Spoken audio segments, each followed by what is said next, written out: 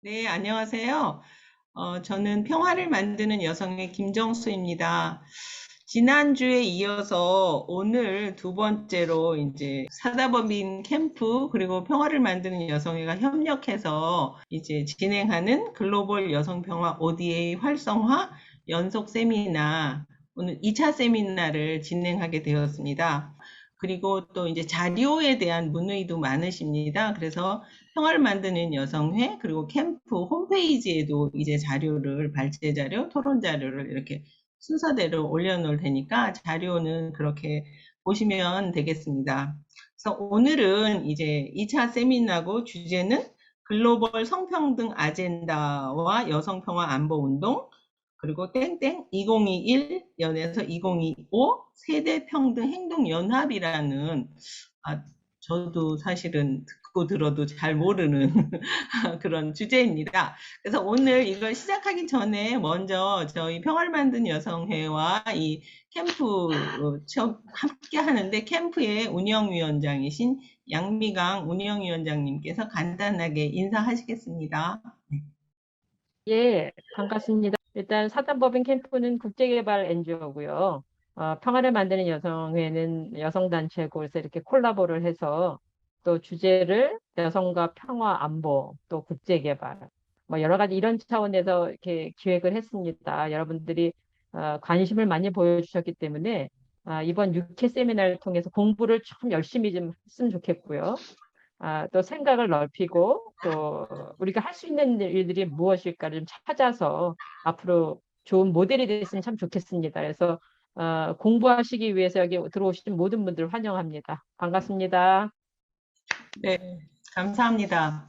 이제 오늘 이제 세미나를 공부를 시켜주실 발제자분 그리고 토론자분에 대해서 간단하게 소개시켜 드리겠습니다. 조영숙, 대한민국 초대 양성평등 대사님이십니다. 한국여성단체 연합의 국제연대센터 소장님, 젠더교육 플랫폼 효제 대표이사, 그리고 외교부의 여성과 함께하는 평화 이니셔티브의 위원이시고요. 여성가족부 유엔 안보리 1325 결의안 국가행동계획 점검단 민간위원이십니다. 그리고 한국국제협력가 그러니까 코이카 자문위원이십니다. 그리고 오늘 토론을 맡아주실 전희정 선생님은 여성평화 외교포럼 사무처장이시고요. 여성평화 외교 포럼에서 여성평화 안보 관련 의제를 중심으로 포럼, 간담회, 프로그램을 기획하고 국내외 시민단체와 연대하고 협력하는 일을 하고 계십니다. 간단한 양력을 제가 요청드렸더니 저도 조금 저희 젊은 분들이 굉장히 재미있어 하는 아니면은 관심 있어 할 그런 경력을 가지셨어요. 국회의원 비서관, 그리고 현대모비스 유럽 총괄 법인과 LG전자 아시아 지역 대표실 근무 등등 다양한 경험을 통해서 여성평화 외교 포럼에서 활동하고 계십니다. 그래서 두 분은 발제와 토론을 하실 때 어떤 일을 하시는 건지 그리고 여성평화 외교 포럼에 대해서도 간단하게 소개해 주시면 좋겠습니다. 이제 조영숙 대사님을 이제 모시고 저희가 이제 강의를 들을 텐데요. 조영숙 대사님께서 이제 한 50분 정도의 강의를 하시겠습니다. 부탁드립니다. 우리 들리거나 보이지는 않아도 박수를 치면서 초청을 하겠습니다. 네, 부탁드립니다. 네. 네, 방금 소개받은 주영숙입니다. 지금 화면 공유를 했는데요. 오늘 제가 진행할 내용은 글로벌 성평등 아젠다와 여성평화 안보운동. 여성평화 안보운동이 어떠한 맥락 하에서 글로벌 차원 그리고 각국, 각 지역 차원에서 진행이 되어 왔는지를 이해하고 그리고 이제 우리가 앞으로 어떠한 여성평화 안보에 관련되어지는 아젠다들을 이끌어 나가야 될 것인가 그리고 당장 2021년 오늘에서부터 2026년까지 5년 동안 국제사회에서 최근 논의되고 있는 여성평화 안보 아젠다에 관련되어지는 글로벌 컴팩으로 연관되어지는 부분들이 있어서 그 내용까지를 한 50분 정도 시간 안에 여러분들과 좀 나누고자 합니다. 많은 분들이 물어보십니다. 대한민국 양성평등 대사를 초대로 임명받으셨다고 하는데 듣도 보도 못한 양성평등 대사라고 하는 건 뭡니까? 라고 많이 물어보시는데요. 우리 보통 그 외교라고 하면 외교관이 국가를 대표해서 공무원의 신분으로 하는 거라고 이해하고 있습니다. 그러나 이제 국제사회에서는 민간 차원에서의 외교 활동을 공공외교라고 하는 어떤 차원에서 퍼블릭 디플로머시 뭐 이렇게 얘기하면서 민간 중에서 국제 관련한 활동들을 하는 여러 영역에 있는 분들을 대한민국의 외부를 대표하는 대통령이 임명하는 대사, 이렇게 해서 대외직명 대사라고 하는 이런 새로운 어떤 그 직을 만들기 시작한 지가 저희가 한 15년 넘게 되었습니다. 지금까지는 양성평등 대사를 그런 민간 차원에서 대사로 임명하는 적이 없었는데 작년에 양성평등 대사가 최초로 지명이 됐고 제가 이제 보통 한 1년 정도의 기간으로 활동을 하는데 작년에 코로나 때문에 활동을 많이 못해서 작년과 올해 연이어서 2년간 내년까지 제가 양성평등 대사로 직을 이어가고 있습니다. 그러면 이제 다음엔 누가 2기가 3기가 있는가 라고 하는 것에 대해서는 그렇게 큰 뭐라 그럴까요? 지정되어 있지 않습니다.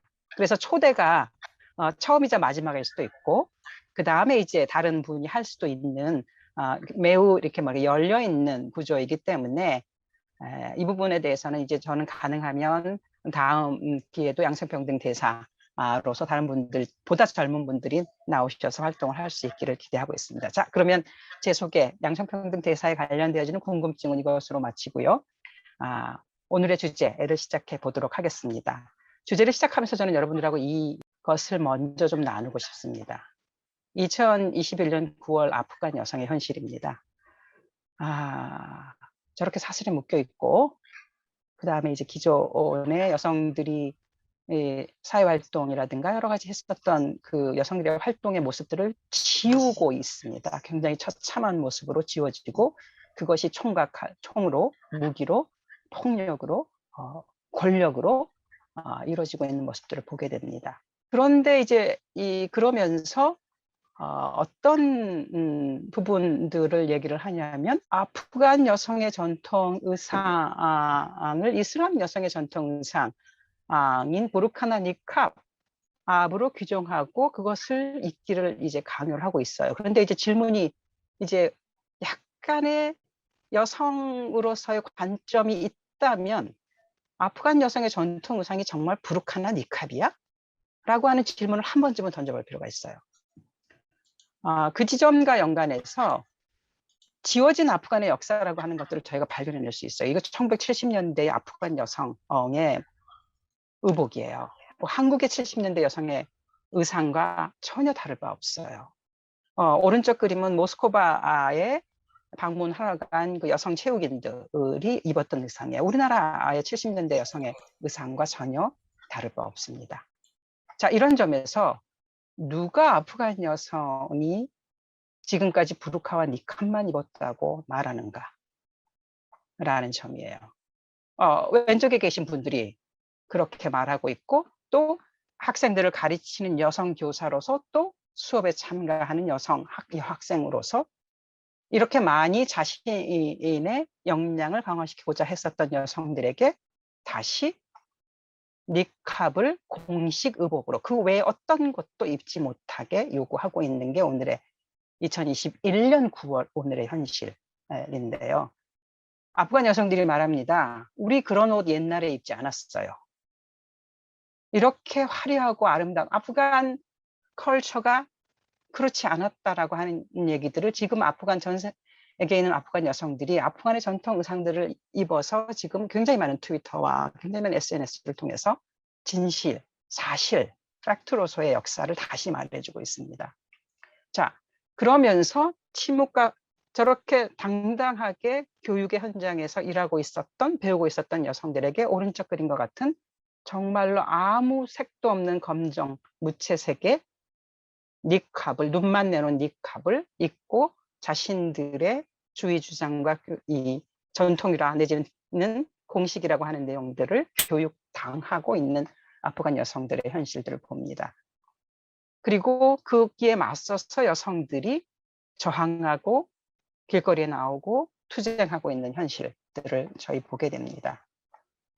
심지어 국경을 넘어서 탈출하고 있는 여성들의 많은 경우가 여기 지금 최근에 나와 있는 국제 뉴스들을 놓고 보시면 10살짜리 소녀가 60살 먹은 아프간 남성과 결혼을 해서 미국에 도착을 했는데 알고 보니까 탈출하기 위해서 강제로 결혼을 하고 그 탈출을 이유로 결혼하고 강제로 사실은 강간에 가까운 성폭력을 당하고 결혼이라고 하는 결혼의 의무를 지키기 위해서 10살짜리 소녀들이 그러고 있다.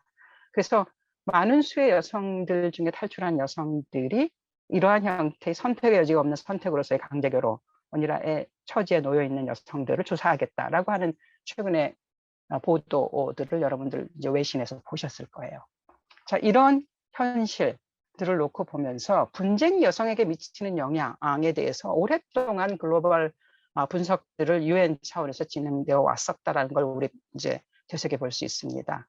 첫 번째로 분쟁이나 위기나 이런 전쟁이나 재난이 발생했을 때 급속하게 특히 코로나가 2년 동안 진행되어 오면서 많은 여성들이 성폭력, 가정폭력, 성착취를 당하고 있다라고 하는 보도들이 국제 뉴스를 통해서 많이 국내에서도 전달되어 왔습니다. 특히나 이제 사회적 격리라든가 이런 어려움들, 서비스의 제약들이 발생하게 되어지면서 그 여성들이 피해를 당했음에도 불구하고 피해를 복구할 수 있는 어떠한 서비스의 접근성들이 굉장히 낮아지고 있다, 저하되고 있다라고 하는 것들을 확인할 수 있었고, 두 번째로는 한 달이면 첫 주, 두째 주, 셋째 주, 넷째 주, 그 기간이 이제 점차적으로 한 주, 두 주, 셋째 주, 넷째 주, 한 달, 두 달, 세 달 이렇게 길어지면서 언젠가 어느 장소에서라도 어느 공간에서나 생리를 하는 여성, 임신을 한 여성, 출산을 해야 되는 여성, 수유를 해야 되는 여성들이 존재합니다. 남성들은 경험해 본 적이 없어요. 얼마 전에 바이든 정권의 여성 대변인이 어떤 남성 기자에게 당신은 경험해 본 적이 없지만 여성들은 이런 걸 경험한다라는 얘기를 한 적이 있죠. 낙태를 둘러싼 논쟁을 하면서 그런 얘기들을 했었는데 실제로 그러한 여성들의 모성 보호라고 하는 것들이 재난이라고 하는 상황에서는 급속하게 중요하지 않은 문제로 간주되어집니다. 여성 따위가 경험하는 이러한 문제들은 중요하지 않은 문제로 인정되어지면서 전쟁터, 무기, 식량 이런 것들을 우선순위로 배치하면서 여성들의 고통은 중요치 않은 것, 그 다음에 별로 우선순위로 다루지 않아도 되는 걸로 이루어지게 됩니다. 그러면서 여성들이 자기 몸에 대한 결정권을 급속하게 침해당하게 되어지고요.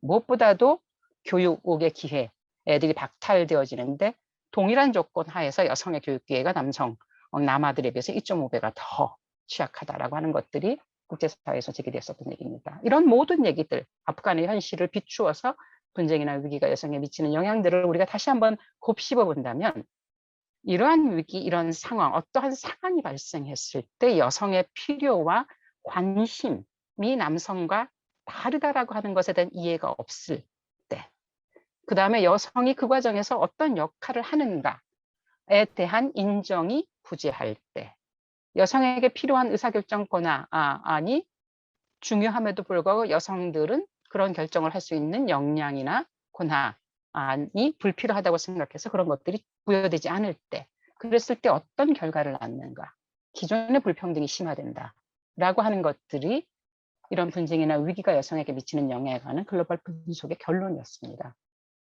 아프간의 현실은 극명하게 이 현실을 보여줍니다. 그래서 재난과 분쟁 상황에서 적용해야 될 글로벌 성평등 규범에 관련되어지는 많은 논의들이 진행되어 왔고, 그 논의들을 정리해서 인도주의나 어떤 위기가 발생했을 때 우리가 어떤 관점을 가져야 되는가, 성평등 관점을 가져야 된다.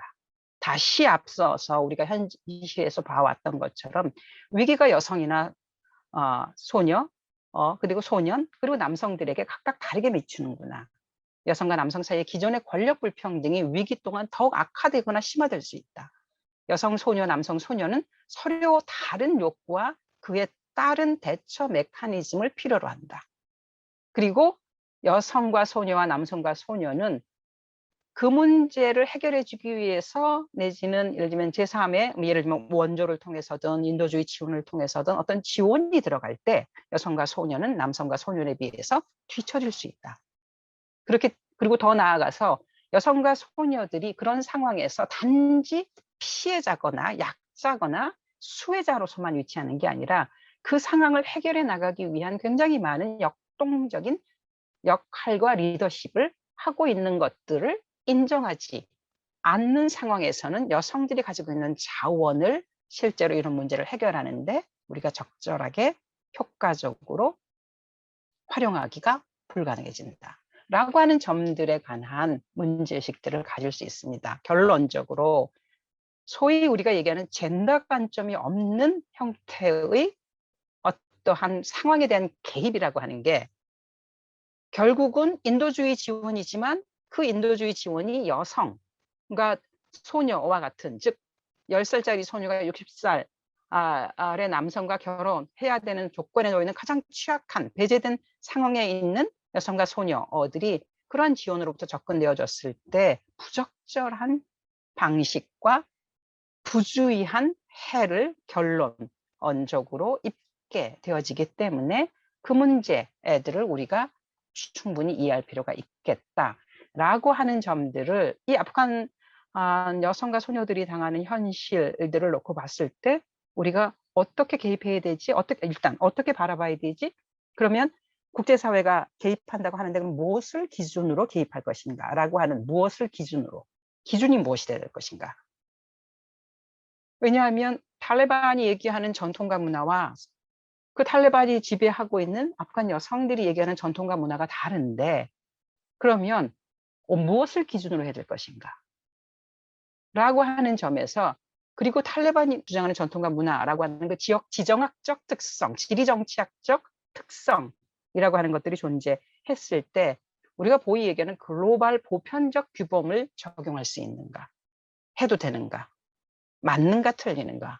할 수 있는가 없는가? 이런 모든 우리의 사유의 측면에서 글로벌 성평등 규범이라고 하는 게 어떤 위치가 있고 어느 지점에서 우리가 개입할 정당성이 있으며 무엇 때문에 우리가 보편적 기준으로 얘기할 수 있는가라고 하는 점에 대한 이해가 없다면 사실은 국제적인 여러 가지 얘기에서 우리가 발언하기도 행동하기도 개입하기도 굉장히 조심스럽고 그렇기 때문에 사실 국제사회에서 어떤 역할을 하기가 사실은 원천적으로 어려워지는 그러한 소극성에 국한될 수밖에 없는데 한국은 지금까지 그런 점에서 굉장히 소극적 태도를 취해왔다면 최근에 있어서 아프간 난민들을 국내로 들여오는 과정이나 이런 점에서 놓고 보면 굉장히 그 상황이 좀 바뀌고 있는 것이 아닌가.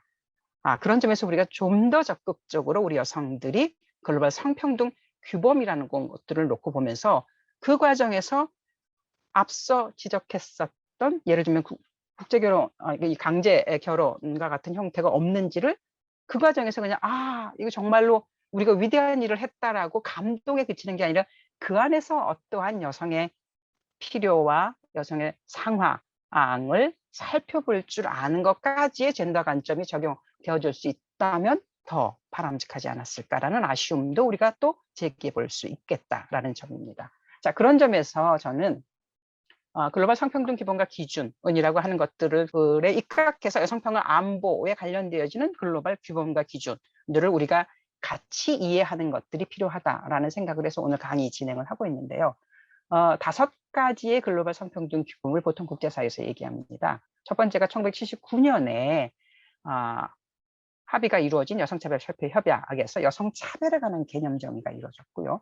1993년에 여성폭력 철폐 선언을 유엔 총회에서 합의함으로써 젠더 기반 폭력의 개념에 대한 규정이 이루어지게 됩니다.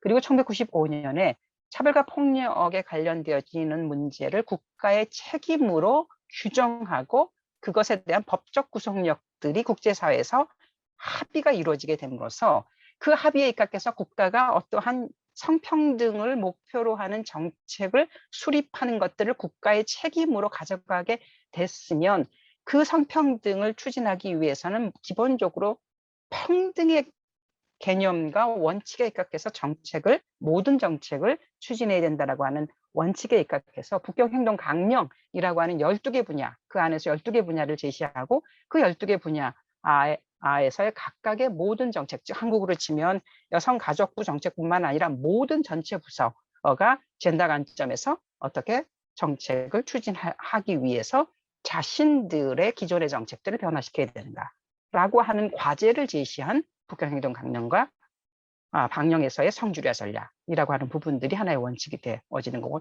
바로 이 원칙에 입각해서 평화와 안보 분야에서 젠더 관점을 적용하는 것이 저희가 이번 전체 강의를 통해서 우리가 논의하게 된 평화안보의 영역에서의 젠더 관점, 이게 바로 유엔 안보리 여성평화 안보 131 결의안이 만들어지게 됐었던 가장 큰 배경이다라고 할 수 있습니다. 그래서 그 여성평화 안보에 관련된 131 결의안의 내용에는 여성이 차별받지 않도록, 여성이 폭력을 받지 않도록 평화안보 정책에서의 젠더 관점을 어떻게 주류화시킬 것인가 라고 하는 앞에 이 세 개의 국제 규범들이 논의되었었던 것들을 실행하기 위해는데 어느 분야냐면 평화와 안보 영역에서의 젠더 관점을, 차별과 폭력이 발생하지 않도록 만들기 위한 젠더 관점을 평화안보 영역에서 주류화시키는 것들을 논의해 오고, 그것을 국제적 기준으로 만들어낸 것이고, 바로 2000년부터 2021년이라고 하는 오늘에 이르기까지 21년 동안 이 논의가 국제사회에서 확산되어 과정을 겪어왔다라고 하는 것들을 알 수 있으실 겁니다. 그리고 이 2000년에 만들어진 여성평화 안보에 관한 135 결의안 안에 여성평화 안보의 내용과 더 나아가서 2015년서부터 2030년까지 이러한 관점들을 어떻게 어디까지 이행할 것인가 라는 문제의식에서 기존에 있는 젠더 불평등한 권력관계, 즉 그 다음에 권력 구조, 그 다음에 불평등을 당연하다고 여기는 차별적 인식, 이 문제를 전환시키지 않으면 그냥 소위 우리가 우스갯소리로 얘기하는 오빠가 허락하는 페미니즘 수준에서는 차별도 폭력도 젠더 관점을 주려야 하는 것도, 그 다음에 특히 평화 안보 영역에서의 남성성이 지배하고 있는 이 영역에서의 평등을 이뤄내기 불가능하다라고 하는 것들을 79년서부터 2000년대에 이르기까지 근 30년 넘는 역사 과정에서 실천을 통해서 논의하고 성찰하면서 그 관점을 2015년서부터 2030년까지 15년 동안에는 좀 더 대대적으로 한번 속도감 있게, 즉 규모와 속도에 있어서 좀 더 실현을, 이행을 가속화시키자. 그런데 그러기 위해서는 기존에 있는 관계 구조, 그 다음에 규범이 트랜스폼 해야 된다. 폼을 트랜스해야 된다. 기존에 있었던 시스템을 능가하고 넘어서서 새로운 시스템으로의 환골탈태적 방식으로 넘어가야 된다라고 하는 원칙을 합의했습니다. 그게 2015년에 지속가능 발전 목표에 대한 기본 원칙과 정신으로 합의되어지면서 성평등 아젠다를 다루는 원칙이 트랜스포머티브하게 젠더 관점을 줄여야 된다라고 하는 걸로 명시하게 되어지면서 2030년까지 성평등을 위한 모든 국가의 규범과 원칙과 정책과 프로그램과 일련의 사업 전체가 이렇게 변화해야 된다라고 하는 것들을 국제사회가 합의하고 제안을 하고 있다라고 하는 점에서 이 5가지의 범위, 이 영역에서 우리가 글로벌 성평등 규범과 여성평화 안보 영역들을 연결시켜서 사고할 필요가 있겠다라는 말씀을 드리고자 합니다. 자, 그런 점에서 오늘 시간이 짧기 때문에 제가 5가지 전체를 충분하게 설명을 드리기는 어려울 것 같고요. 개략개략으로 각각의 개념들의 특성이 무엇인가를 말씀드리고, 특히 2000년 유엔 안보리 여성평화 안보에 관한 결의안을 중심으로 진행을 해보도록 하겠습니다. 자, 그 점에서 저희가 먼저 기존에 있는 우리들이 가지고 있는 이 뭐랄까요, 관행적 사고, 소위 얘기하는 통념적 인식 중에서 우리가 가지고 있는 주관적이고 내지는 우리의 경험주의적 한계에 빠져 있거나 아니면 오류로서 확인되어지는 많은 잘못된 해석들의 5가지를 먼저 좀 여러분들하고 짧게 논의하면서 성평화 안보 인문학적 측면을 좀 고민해 보자. 첫 번째로, 성폭력이 심각한 사회를 민주주의 사회라고 말할 수 있는가? 왜 민주주의를 얘기할 때 성폭력은 민주주의의 중요한 요소가 아닌가? 이 점과 연관해서 실제로 국제사회에서는 성폭력이라고 하는 문제를 국가가 책임지고 해결해 나가야 될 주요한 가버넌스 영역으로 다루고 있습니다. 즉 국가에 있어서의 어떤 그 협력과 협치를 위해서 반드시 국가가 해결해 줘야 될 영역의 하나, 그러니까 국가의 듀티베어로서의 국가의 책무라고 하는 부분들이 성폭력 피해자에 대한 비난이나 2차 가해가 굉장히 최근에 난무했는데요. 이러한 난무된 피해들에 대해서 국가가 손 놓고 있으면 국가가 의무방기가 되어집니다. 따라서 성폭력 피해자에 대한 보호, 가해자 처벌, 성폭력 예방에 대한 책임 모두 국가에게 있는데, 그런 것들을 실제로 국가가 예를 들면 오빠들이 불편하지 않을 수준에서만 다뤄주는 걸로 하게 되어지면 민주주의는 오빠들의 민주주의인 거죠. 소위 얘기해서.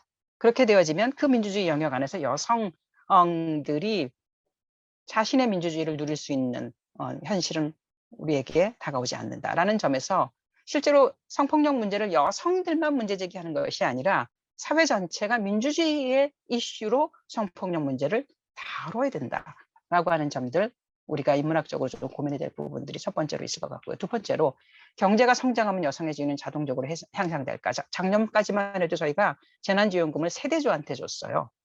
즉 여성은 세대주한테 주면 여성한테 전달된다라고 하는 그러한 자동적 사고를 가지고 있는 거죠. 그러나 한국 사회에서 실제로 매년 발표되어지는 세계경제 포럼의 젠더 갭 인덱스를 놓고 보면 한국의 경제 성장은 전 세계에서 10위인데 남녀의 격차를 따지고 놓고 보면 전 세계 156개국 중에서 102위밖에 안 된다는 거죠. 특히 무엇이 가장 문제인가?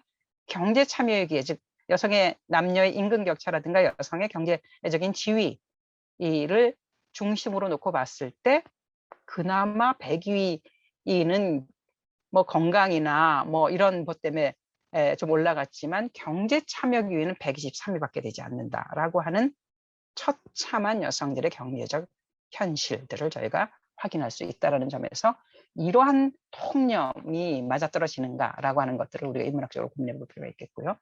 세 번째 지점에서 돌봄 가사노동에 대한 성역할 고정관념이 왜 여성차별로 이어지는지를 고민하지 않느냐는 거예요. 모든 일이 돈을 받는 것도 아니고 매일 일을 하지만 돈을 받지 않는 사람들에 대해서 일하지 않는다라고 얘기하는 것들이 정당하지 않고, 돈을 받지 않는 일이나 노동이 사회나 가정에 미치는 영향에 엄청나게 지담해도 이것 자체가 눈에 인정되지 않고 있는 점, 그 다음에 가정과 사회에 영향을 미치지 않는 돈을 받는 노동의 가치에 대해서 우리가 충분히 논의하지 않는 현실들에 대해서 이미 국제사회가 2015년부터 남녀가 돈을 받는 노동과 돈을 받지 않는 노동을 각각 어느 만큼 하고 있는지를 계량적으로 측정하면서 거시경제학적 영역으로 이 부분들을 어떻게 투영할 것인가에 대한 논의들을 본격화하고 있습니다. 한국 사회에서 일가정 양립 정책에 관한 논의들이 하늘에서 뚝 떨어져서 나오는 게 아니라 바로 이러한 글로벌 우리에 있어서 경제 내지는 생산노동과 재생산노동이라고 하는 것들을 논의하는 일련의 흐름 과정 속에서 한국 사회도 일가정 양립이라고 하는 것들을 본격적으로 얘기하게 된다. 좀 그러면서 나와 있는 여러 가지 최근들의 이 논의들이 있습니다. 통계청 자료를 보시면요, 여기 2014년 기준인데요. 지금 2021년인데 크게 안 달라졌더라고요. 제가 최근에 살펴보니까 맞벌이 부부가 가사 노동을 얼마큼 하는지를 살펴보니까 아내는 3시간 13분이에요. 남편은 41분이고요. 3시간 13분을 분으로 한 사람은 193분이죠. 41분을 193분으로 나누면 193분을 41분으로 나누면 한 4.5배쯤 돼요. 4배 반 정도 더 여성들이 똑같이 바깥에서 일을 하고 나와서 집에 와서 여성이 일을 해야 돼요. 왜? 돌봄 가사노동에 대한 성역할 고정관념이기 때문에 여전히 그렇게 일을 해요. 그러니까 국제사회가 그런 지점에서 뭐를 다루기 시작했어요? 돈을 받는 노동과 돈을 받지 않는 노동에 관한 통계를 조사하기 시작했죠. 오른쪽 그림에. 그 다음에 실제로 맞벌이 부부의 가사노동 시간을 측정하도록 하죠. 그 다음에 어떤 논쟁을 불러일으키냐면 Introduction to Time Poverty. 시간 빈곤을 여성들이 얼마나 겪고 있는가. 빈곤을 우리는 지금 경제적인 돈을 얼마나 가지고 있는가를 중심으로 빈곤을 다뤘다면 이제 국제사회는 시간, 그 돈을 벌기 위해서 내지는 가치로 인정되지 않는 돌봄 가사노동을 하기 위해서 여성들이 얼마나 많은 시간을 소요하고 있는가들을 빈곤을 측정하는 기준으로 포함시켜야 되는 게 아닌가라고 하는 문제제기들을 하기 시작한 거죠. 자, 재생산 돌봄 노동에 대한 재평가와 남녀, 즉 가정 또는 사회 차원의 책임들을 어떻게 나눌 것인가에 대한 논의, 이들을 왜 우리가 해야 되는가? 왜 이런 쪼잔한 얘기를, 집안 얘기, 가사노동, 돌봄 노동, 여자들이 입 다물고 조용히 하면 평화로울 텐데 왜 요즘 여성들이 이렇게 이기적이야? 라고 하는 논의들이 지금 우리 사회에서 뭐 소위 얘기하는 젠더 갈등의 한 요소로 막 제기되고 있죠. 이 젠더 갈등이라고 하는 것들이 여성들이 비난받을 일인가? 지금 우리가 인문학적으로 이 문제의 원인을 따지고 구조를 따지고 거기에서 어떤 합리적인 해결책을 찾아야 되는가라고 하는 논의를 하는 것들을 막는 방식으로 젠더 갈등이라고 하는 것들이 덧붙여져서 그걸 가지고 진짜로 해야 되는 얘기들을 하지 못하게 만드는 자는 누구인가? 누가 이런 것들을 막고 있는가라고 하는 것도 사실 우리가 좀 살펴볼 필요가 인문학적으로 있는 것 같고요. 그 다음에 그런 지점에서 우리가 좀 살펴봐야 되는 게 그런 모든 문제들을 놓고 국제사회가 어떻게 논의를 합리적으로 전개해 왔는가. 그래서 우리가 기존에 예를 들면 점차적으로 뭔가 끊임없이 논의를 발전시키면서 기존에 중요하거나 아니면 인정되지 않았었던 많은 인정투쟁의 영역들이 인정되어지면서 그 문제가 어떻게 해결해야 될 과제로 대두하고 있는가. 맨 처음 역사적으로 놓고 보면 이 논의는 굉장히 긴 얘기이기 때문에 제가 간단하게 말씀을 드리면 여성이 일종의 수단이나 대상으로 되었다가 국가가 평등 자체, 즉 젠더 평등 자체를 국가가 책임져야 될 과제로 포함시키는 이 과정이 존재했었고 그 과정에서 지금 현재의 성평등 정책은 앞서 SDG, 지속가능 발전 목표 2015년부터 2030년까지 15년 동안 진행되어질 현재 이르면 젠더 트랜스포머티브한 어프로치로서 불평등한 구조와 관계를 전환하고 여성에게 해를 끼치는 규범이나 관행, 관습들을 바꿔 나가는 것까지를 요구하고 있다라고 하는 점입니다. 그리고 마지막으로 그렇게 하기 위해서 국가는 성평등 정책을 어디서부터 어디까지 어느 단계까지 추진해야 될 것인가. 즉 범위와 그 다음에 그 단계에 관련되어진 얘기입니다. 과거 저희는 성폭력이나 차별 문제를 굉장히 개인적인 문제로 간주했어요. 그러나 이제 현대에서는 개인과 관계와 조직과 사회 변화 전체를 하나의 생태계로 놓고 이 전체를 생태계 차원에서 이해하고 해결하기 위한 정책을 종합적으로 꾸려나가야 된다라고 하는 논의들을 하고 있습니다. 그래서 개인의 언어, 태도, 행동에서부터 개인과 개인의 권력관계, 그 다음에 그러한 개인과 개인이 속해 있는 모든 조직에서의 문화, 관행, 조직 관행, 조직 문화, 그리고 이러한 조직들이, 개인들이 관계가 존재하고 있는 사회 전체를 구성하고 있는 법과 제도, 규범들이 바뀌어 나가는 것들이 상호 연계되어 있기 때문에 여기까지 했다고 해서 국가가 이런 개인 문제를 해결해줬다고 국가가 손을 놓거나 관계 문제를 해결해줬다고 해서 국가가 손을 놓거나 조직 문제를 국가가 하고 말고 하는 것에서 그치지 않고 이 전체에 있어서 다 상호 연관되어져 있는 문제로서 문제를 해결해 나가는 것까지를 해야 된다. 그리고 그것들을 해나감에 있어서 실제로 젠더 관점이라고 하는 부분들을 요즘 이제 많은 사람들이 성인지 감수성 얘기를 합니다. 그 다음에 성인지 감수성을 얘기하면서 젠더라고 하는 말을 하는 페미니스트들을 만나는 게 굉장히 공포스럽다는 얘기를 많이 해요. 그래서 그런 관계에서 놓고 보면 예를 들면 제가 A라는 사람을 만나면 A라는 사람이 가지고 있는 젠더 감수성이 너무 낮기 때문에 제가 그 사람을 보면서 저렇게 젠더 감수성이 없는가라고 비난하게 되고, 그런데 제가 C라는 사람을 제가 만나면 C는 저에게 젠더 감수성이 없다고 또 비난을 해요. 자, 이런 관계에서 내가 누구를 만나느냐에 따라서 감수성이라고 하는 부분들이 내가 감수성이 높기도 하고 내가 감수성이 낮기도 한 이러한 굉장히 관계성 속에서 젠더라고 하는 감수성이 비교되거나 아니면 그것 자체가 어떤 관계성을 맺는 어려운 어떤 조건에 놓이는 상황을 많이 경험하게 되실 텐데요. 그럴 수밖에 없는 거예요. 젠더 관점이라고 하는 것은. 왜냐하면 젠더에 있으면 창문에 내린 블라인드를 내린 것처럼 젠더 관점이 블라인드 되어 있는 상태에서는 젠더라는 것 자체에 대한 인식 자체가 깜깜한 어둠 속에 있기 때문에 그 창문이 닫혀 있는 상황에서 젠더 관점을 볼 수 없게 되어지는데 열린 상태, 즉 그래서 블라인드를 올려서 젠더에 대한 관점을 가졌다고 할지라도 젠더 관점을 잘못 가지면 N번방에서 성착취를 하는 가해자가 될 수도 있는 거죠. 그래서 관점을 갖는다라고 하는 게 권력 관계에 대해서 민감성을 갖는다고 하는 게 꼭 그 관점을 갖는다라고 하는 것들이 그 사람이 젠더 관점을 가지고 평등한 관계를 유지하려고 가지는 것들이 자동적으로 그 사람들의 인식의 태도에 행동에 장착된다는 게 아닌 거죠. 그 젠더 관점을 열린 상태에서 젠더를 착취할 수도 있고 그다음에 인식의 수준 단계가 예를 들면 어떤 문제가 발생했을 때 그 문제를 발생한 사람들만을 보호해주는 굉장히 협소한 피해자를 지원하는 수준에 그칠 수도 있는 것이고 그렇지만 그 문제를 발생시키는 구조나 관계 그 자체를 건드리거나 해결하려고 하지는 않을 수 있는 거죠. 거기에 더 나아가서 문제를 해결하다 보니까 이 문제가 발생하는 개인과 개인, 조직, 더 나아가서 관계, 구조, 제도 전체의 문제가 있기 때문에 제도 전체를 바꾸는 것까지를 트랜스포머티브하게 가고자 할 수도 있는 것이죠.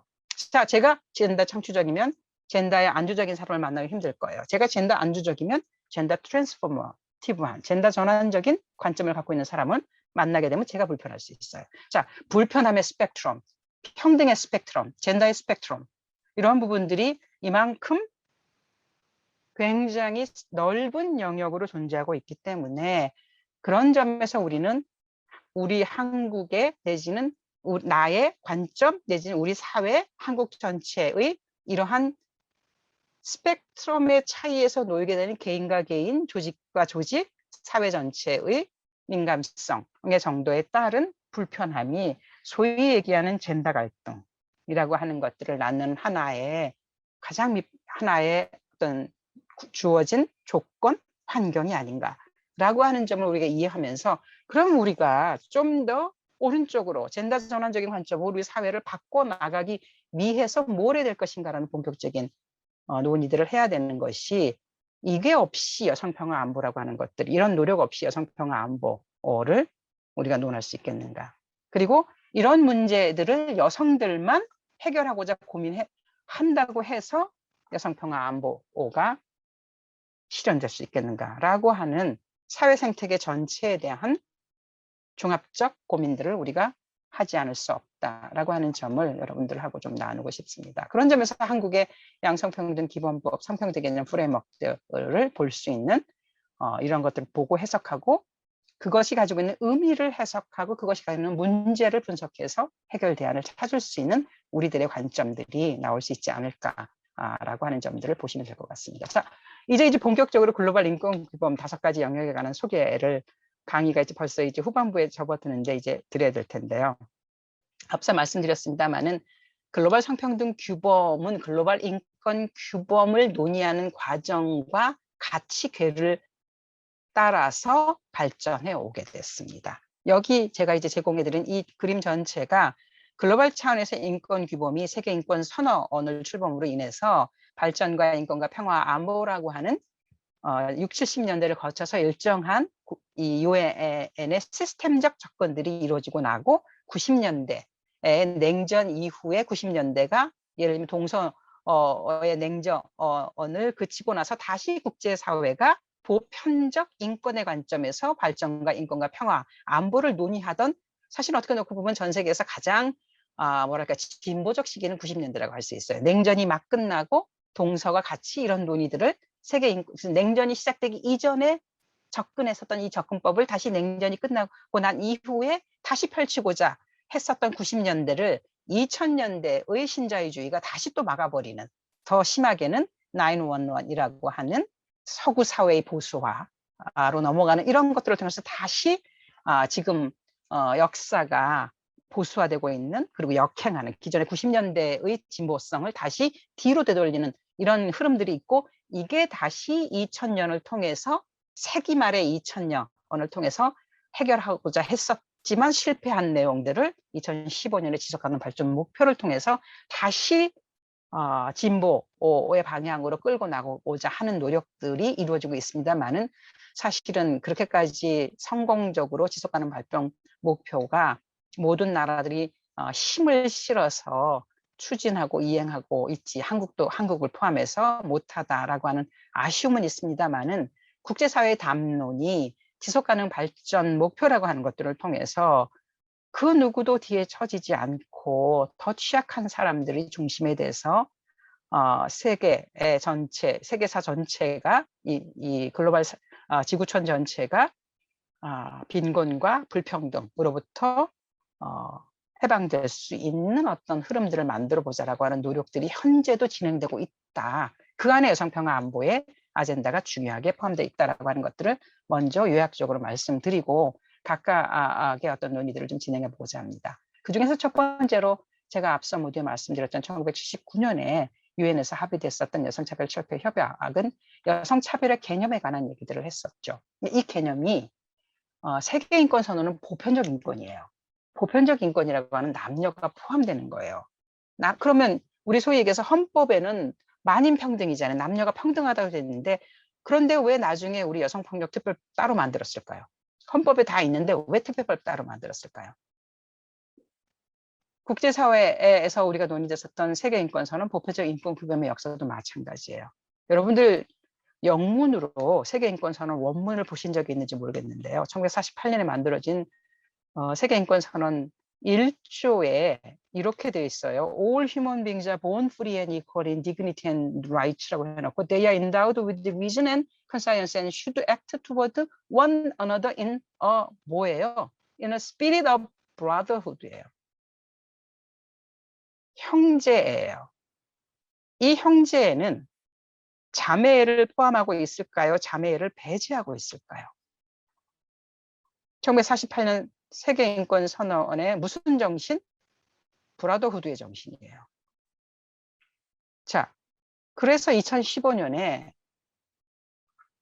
웹스터 사전에서 올해의 단어로 선정한 게, 이 문법적으로 맞지 않는 3인칭 복수인 they를 3인칭 단수 대명사인 he와 she를 대체하는 걸로 사용하겠다. 앞으로 웹스터 사전에서는 그렇게 해서 단수로서의 they를 명명하자라고 하는 것들을 올해의 단어로 명명했습니다. 왜? Sexism in English, 영어 사용에서의 성차별주의를 해결하기 위해서 non-binary, 남녀를 구분하는, 이분화하는 he, she를 사용하지 않겠다라는 거예요. 보통 영어에서 우리 영어 배울 때 어떻게 했습니까? 영희가 왔다 그러면 그 다음에 영희가 아니라 she로 she is coming 이렇게 되잖아요. 영희가 온다를. 자, 이런 것처럼, 그런데 she라고 하는 말을 듣는 순간 영희의 직업은 간호사이거나 교사이거나 뭐 보육교사이거나지, 의사이거나 엔지니어거나 이렇다고 생각하지 않을 거라는 거예요. 왜냐하면 그거는 우리 안에 주어져 있는 통념이 지배하는 남녀의 성별 고정관념이 작동하기 때문에. 더 나아가서 옥스퍼드 대학에서는 옥스퍼드 대사전을 편찬해서 그런지 he, she라는 말을 쓰지 않고 jet이라고 하는 용어를, 신조어를 개발해서 옥스퍼드 대학생들에게 젠더 뉴트럴 프로넌, 성중립적인 대명사로서 지를 써라 라고 하는 것들을 2015년에 옥스퍼드 대학에서 합의를 하게 됩니다. 자, 이런 것들이 이루어지게 되어지는 배경은, 그리고 그러면서 모든 우리의 기존에 있었던 사용되는 모든 텍스트, 이미지, 언어, 이름, 명칭, 예를 들면 인간이 맨에서 휴먼빙으로, 맨파워에서 휴먼파워로, 의장은 체어맨에서 체어펄슨으로, 대변인은 스포크스맨에서 스포크스펄슨으로, 경찰은 폴리스맨에서 폴리스 오피서로, 비즈니스맨은 비즈니스 매니저로, 카메라맨은 카메라 오퍼레이터로, average맨은 average person으로, founding father는 founder로, brotherhood는 뭐로 가야 됐어야 되는 거예요? solidarity로 갔어야 되죠. 연대. 근데 이 brotherhood를 남성들 간의 형제를 모든 인류의 연대의식으로 해석했었던 이런 것들은 무엇이다? 성차별적인 성별 고정관념을 전제로 한 것이 우리의 언어에, 즉 일상의 곳곳에 스며 있는 것들을 바꿔나가는 대안들을 찾아야 된다라고 하는 것들이 나오게 되어졌던 배경이 바로 이런 문제의식이 1979년 여성차별 철폐 협약이라고 하는, 즉 보편적 인권 선언으로서의 세계 인권 선언이 가지고 있는 성차별, 그 안에 내장되어 있는 성차별 의식, 성별 고정관념, 그리고 여성에게 불리함을 낳게 되어지는 작동 메커니즘이라고 하는 것들을 해결하지 않으면 보편이라고 하는 말 속에 여성은 배제된다 라고 하는 것을 1979년에 국제사회가 인정하게 됐습니다.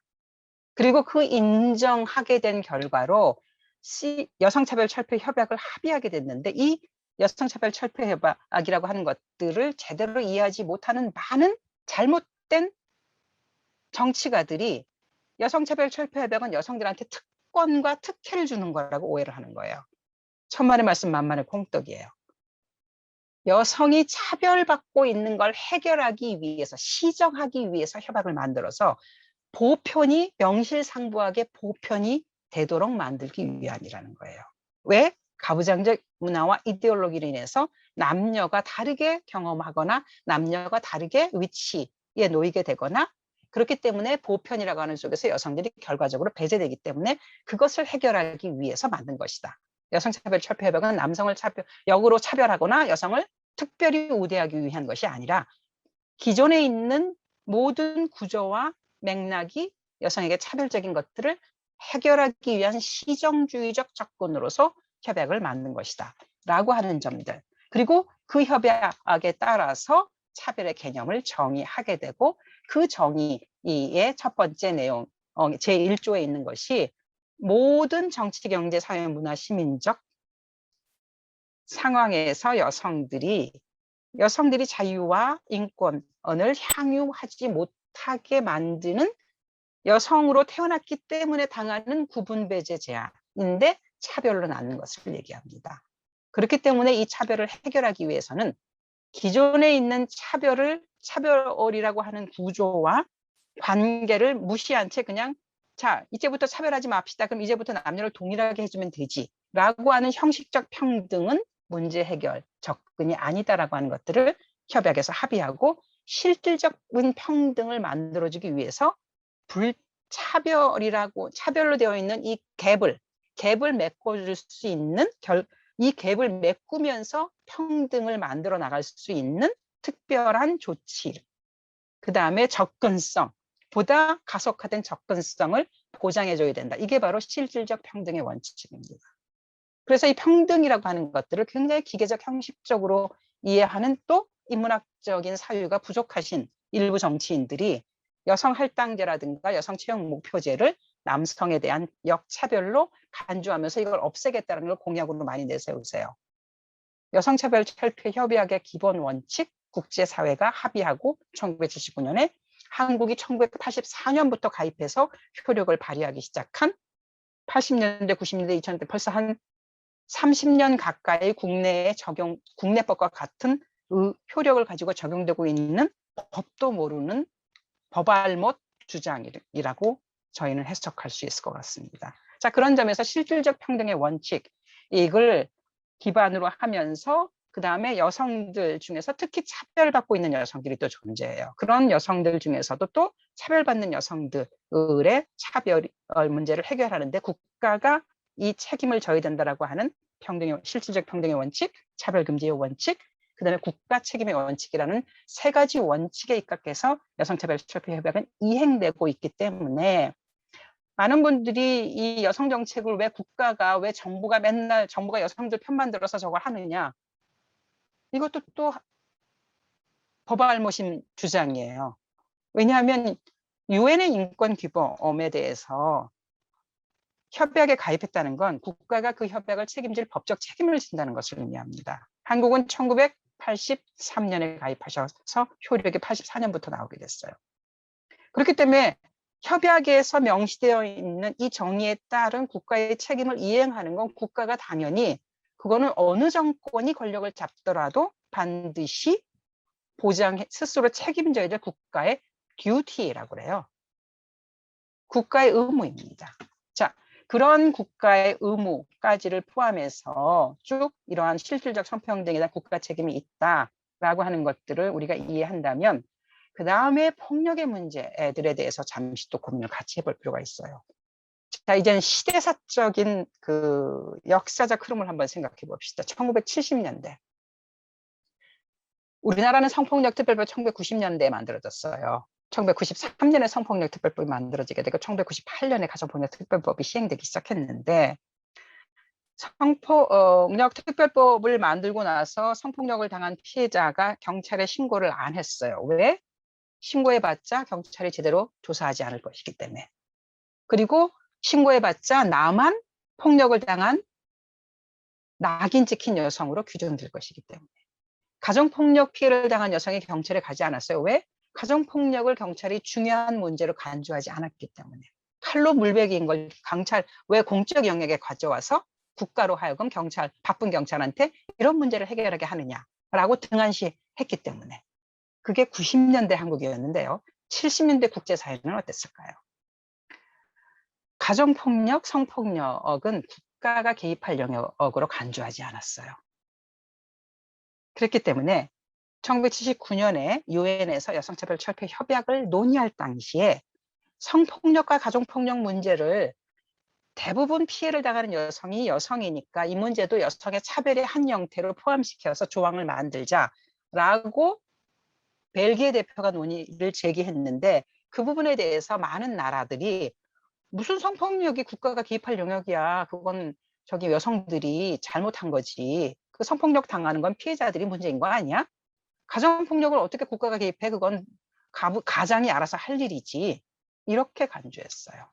그래서 79년에 여성차별철폐 협약 논의 과정에서는 이 폭력 문제가 국제적인 이슈도 국가의 공적인 정책, 퍼블릭 팔러시, 즉 공적 정책의 영역도 아닌 그냥 개인의 문제였어요. 사적인 영역의 문제였어요. 그렇지만 80년대, 90년대에 많은 국제사회에서의 그 목소리를 내는 여성들, 젠더 관점을 가지고 있는 여성들, 페미니스트 이 문제를 끊임없이 제기하면서 이제 90년대에 들어서 그리고 더 나아가서는 앞서 말씀드린 여성폭력 철폐 선언 제1조를 통해서 여성에 대한 폭력이 공적, 사적 생활에서 여성들이 위협당하고 강요당하고 자유를 박탈당하면서 당하는 신체적인, 성적, 심리적인 피해나 고통이다. 그리고 이것은 무엇보다도 권력관계, 즉 남녀라고 하는 위계, 그 다음에 권력관계라고 하는 거에 의해서 피해를 당하기 쉬운 게 대다수가 여성이더라. 라고 하는 걸 인정하면서 젠더에 기반한 폭력으로서의 여성에 대한 폭력은 여성에 대한 차별의 한 형태다라는 걸 명시하게 됩니다. 그 이후에 국제사회는 92년, 3년에 이런 논의들이 본격화되어지면서 그 이후부터 대다수 나라들은 여성에 대한 폭력 문제가 여성에 대한 차별의 한 유형으로 국가가 해결해야 될 책임으로 규정되게 되어집니다. 그래서 90년대 한국 사회에서 이러한 법과 제도가 가능했었던 제도적, 법적 근거를 국제사회에서 합의하게 된 것입니다. 이 법적 근거에 따라서 성적 폭력, 신체적 폭력, 사회 심리적 폭력, 사회 경제적 폭력, 유해한 전통 간섭업들이 여성에 대한 폭력이자 차별로 간주되어지게 되고 그 다음에 이렇게 되어지면서 많은 분들이 또 사실 90년대 초반에 헷갈리셨어요. 옛날 기억하시는 분들 계시겠지만 성폭력이야, 여성폭력이야, 젠더폭력이야. 젠더폭력은 무슨 말이야? 바로 이 무슨 말이야인 젠더폭력이 바로 93년에 여성폭력 철폐 선언의 Gender Based Violence라고 하는 개념을 정책적, 법적인 용어로 사용하면서부터 젠더가 하나의 폭력을 해석하는 해석 용어로 나오게 되어졌던 겁니다. 자, 이러한 과정을 통해서 여성에 대한 폭력, 성폭력에서 여성에 대한 폭력으로, 왜냐하면 성폭력은 성적 폭력만을 폭력이라고 얘기했지만 앞서 말씀드렸던 5가지 유형의 여성에 대한 젠더에 기반한 여성에 대한 폭력이라는 개념이 형성되어지게 되면서 이 폭력이라고 하는 것들을 기본으로 해서 젠더에 기반한 여성 폭력이다 라고 하는 개념이 형성되어지게 되죠. 90년대. 그리고 나서 25년이 흘렀어요. 2017년. 유엔 여성차별철폐협약은 또다시 한 번 논의를 다시 합니다. 젠더에 기반한 여성 폭력이라고 하는 것들을 해결하는 과정에서 굉장히 많은 문제점들이 있었다. 너무나 그리고 많은 나라들이 개인 중심으로만 이 문제를 다룬다. 그래서 이 문제를 보다 구조적인 관점으로 다뤄야 된다. 라고 하는 논의들을 하면서 행위자 중심에서 구조 중심의 관점으로의 전환을 촉구하는 일반 권고를 다시 만들면서 왼쪽에 있었던 피해자 생존자 중심을 오른쪽에 있는 그림처럼 개인 관계 조직 사회적 변화 전체를 다루는 사회정책의 생태계 전체의 변화 필요성을 제기합니다. 이런 관점을 저희가 좀 미리미리 알았더라면 최근에 1년에 있었던 여러 가지 공직에서 있었던 폭력 문제라든지 이런 것들을 다룰 때 개인으로 보지 않고 관계로 보고 관계를 더 나아가서 조직으로 보고 조직 전체에서 사회 전체를 놓고 보면서 우리가 해결해야 될 문제점들을 충분히 이해할 수 있었을 텐데 그런 지점들에 관한 우리들의 정책적인 고민들이 좀 부족하지 않았는가라는 아쉬움은 좀 있습니다. 자, 이제 베이징 행동 강령을 통해서 이러한 관점들을 모든 정책에 통합시키도록 요구합니다. 이 통합시키는 과정에서 빈곤, 교육, 건강, 폭력 들어가게 됐죠. 무력분쟁이라는 문제가 중요한 젠더 관점에서 줄여야 될 중요한 영역으로 들어갔어요. 아무드 컨플릭 이슈가. 경제, 권력, 제도적 장치, 인권, 미디어, 환경, 여하 이런 부분들이 쭉 나오게 됩니다. 자, 그래서 이거에 따라서 스웨덴은 최초로 페미니스트 정부를 만들고 캐나다는 페미니스트 국제개발 협력 정책을 만들어요. 자, 이렇게 많은 나라들이 성주류화를 위한 노력들을 해 들어갑니다. 그런데 95년에 이러한 북경 선언하고 행동 강령을 통해서 성주류화를 이행하려고 했는데 예를 들면 그 95년에 논의한 많은 90년대 후반에 많은 분쟁, 내전 이런 것들이 이제 발생을 하게 됩니다. 이런 분쟁, 내전들이 막 발생을 하면서 너무나 많은 전쟁의 피해자가 민간인 여성인 거예요. 그것도 대다수 민간인 여성들의 피해 양상이 전쟁의 한 양식으로서 상대편 여성들을 집단적으로 강간하는 걸 전투의 한 양식, 전쟁의 전략으로 사용하는 거예요. 그러면서 전쟁을 군인들이 하는 게 아니라 이 군인들이 민간인을 향해서 폭력을 자행하는데 대다수 이 폭력의 양상 중에 가장 극악한 형태가 집단 강간이에요. 그리고 그것이 장군이 내린 병사들에게 내리는 명령의 형태로 이루어져요. 이러면서 전 세계에서 많은 여성들이 성주류화 관점으로 해야 되는데 그리고 그런 것들이 이루어지는 과정에 여성들은 개입할 수 있는 어떠한 지위도 갖고 있지 못해요. 대다수 굉장히 많은 여성들이 집단 강간을 당하는데 여성들은 그 상황에서 정말 악소리도 못 내고 당하기만 해야 되는 거예요. 그리고 이 문제를 논의하는 어떤 그 협상의 과정에 여성들은 배제돼요. 그리고 집단 강간을 당한 많은 여성들이 있는데 이 문제는 협상의 의제로 채택되지도 않아요. 자, 그것의 대표적인 게 위안부 문제죠. 한국에서. 한일협정 1965년에 있을 때 위안부 문제, 소위 얘기하는 일본군 위안부 문제에 대해서 어떤 여성도 대표가 없었고 그 문제는 아젠다로 인식되지도 않았어요. 자, 그것이 90년대에 국제사회에서 동일하게 다시 반복되었습니다. 자, 그렇지만 우리가 1979년에 여성차별철폐 협약을 통해서 차별의 개념을 이해하게 됐고 1993년에 여성폭력 철폐 선언을 통해서 폭력이 젠더에 기반한 폭력이다라는 것을 해석할 수 있게 됐어요. 그 다음에 95년에 북경 행동 강령을 통해서 이러한 모든 문제를 젠더 관점에서 해결해야 된다고 이야기가 됐는데 자, 이 문제를 젠더 관점에서 해결해야 된다라고 하는 이제 문제의식들이 90년대의 여성들에게는 이제 하나의 인식으로 주어지게 됩니다. 특히 국제사회에서는 이런 문제에 아주 오랫동안 20세기서부터 오랫동안 투쟁해 왔었던 윌프와 같은 여성평화 안보 운동을 주도했었던 여성 단체들이 존재했습니다. 이들이 목소리를 내기 시작했습니다. 그리고 유엔의 시스템 안에서 분쟁과 무력 분쟁과 갈등에 개입하는 구조인 안전보장이사회로 달려갔습니다. 안전보장이사회에 달려가서 여성들이 이렇게 강간을 당하는데 이 문제에 대해서 왜 안전보장이사회는 단 한마디도 얘기하지 않느냐. 안전보장이사회가 얘기합니다. 우리는 그런 문제를 제기할 수 있는 어떤 제도가 없습니다. 제도 만드세요. 그래서 만든 게 결의안이에요.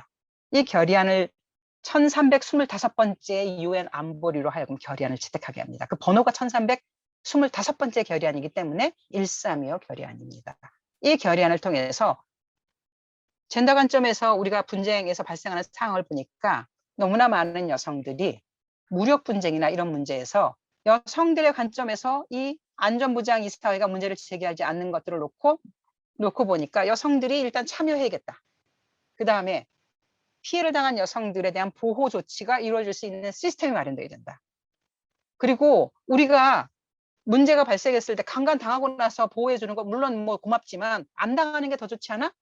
예방해야 된다. 이거 시스템을 어떻게 만들 것이냐. 그 다음에 그래서 이제 분쟁이 끝나고 나서 전후 복구를 이루어서 이제 협상을 하는데 이 모든 것들을 복구하는 과정에 젠더 강점이 개입해야죠. 라고 하는 젠더 렌즈의 적용을 요구하게 됩니다. 자, 이 네 가지 영역을 포함하는 유엔 안전보장이사회의 1325번째 결의안이 유엔 안보리 136 결의안이 만들어지게 되었습니다.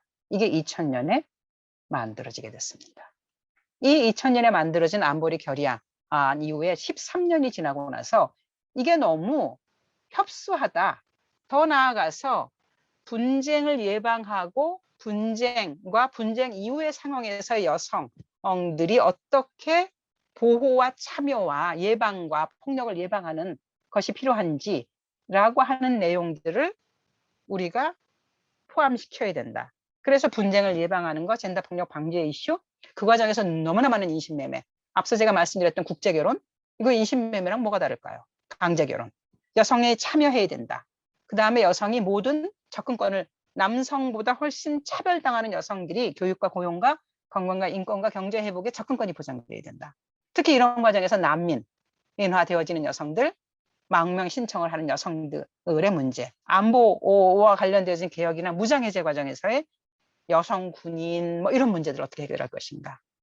그 다음에 전후에 선거가 이루어지게 되고 헌법을 만들게 돼요. 여기에 젠더 관점 어떻게 적용해야 될 것인가. 그 다음에 실제로 이런 문제들을 법정에서 투쟁했을 때 정의 접근성을 여성들이 어떻게 확보할 것인가. 거기에 국적을 잃은 많은 여성들이 나오게 돼요. 국적을 상실하거나 국적을 잃은 여성들의 문제를 어떻게 해결해 줄 것인가. 그리고 아까 말씀드렸던 결혼과 가족관계에서 새로운 형태로 만들어지게 되어지는 이런 여러 가지 문제들, 특히 이제 강제결혼 같은 형태들, 이런 것들을 어떻게 우리가 해결할 것인가 라고 하는 점들을 이 시도 일반권고 30호를 통해서 보강하게 되어집니다. 이 보강되어지는 여러 가지 과정에서 2014년에 이런 논의들을 보면서 스웨덴은 페미니스트 포레인 팔러시로 가겠습니다. 저희는 이제 보니까 외교 정책의 거의 많은 부분들이 국제관계에 있어서 예를 들면 분쟁의 당사국이 아닌 분쟁에 개입하는 원조를 주는 나라의 입장에서 놓고 보면 90년대에서부터 2000년대 분쟁의 대부분의 많은 문제가 여성들이 당하는 문제였던 거예요. 이 외교 정책의 많은 부분들을 페미니스트 관점에서 하지 않으면 안 되겠구나 라고 하는 논의들을 하면서 2014년에 스웨덴이 페미니스트 포레인 팔러시를 출범시킵니다. 2017년에 캐나다가 받습니다. 2018년에 지금 현재 영국은 보수당 정권이에요. 그렇기 때문에 야당인 노동당은 우리 야당만이라도 페미니스트 개발 정책을 하겠다라고 2018년에 선포하고 2019년에 프랑스, 룩셈부르크, 멕시코가 선포하고 2020년에 멕시코가 정책을 페미니스트 외교 정책을 출범시켰고요. 뭐 트럼프 시절에 이런 얘기들을 할 수 있었겠습니까? 정권이 바뀐 이제 미국의 바이든 행정부에서 페미니스트 외교 정책이 본격화되고 있습니다. 자, 이렇게 이루어지는 일련의 과정들에서 안보리 132호 결의안은 2000년에 만들어졌지만 그 이후에도 총 9개가 덧붙여져서 2019년까지 총 10개의 여성평화 안보에 관련되어진 결의안이 만들어지게 되고 그 과정에서 많은 내용들이 여성평화 안보에 관련된 국제적인 규범으로 이제 이루어지게 됩니다. 그에 따라서 여기 보시면 지금 2021년 4월 현재 전 세계에서 92개국에서 안보리 135 결의안에 따른 국가 행동 계획을 수립해서 이행 중에 있습니다.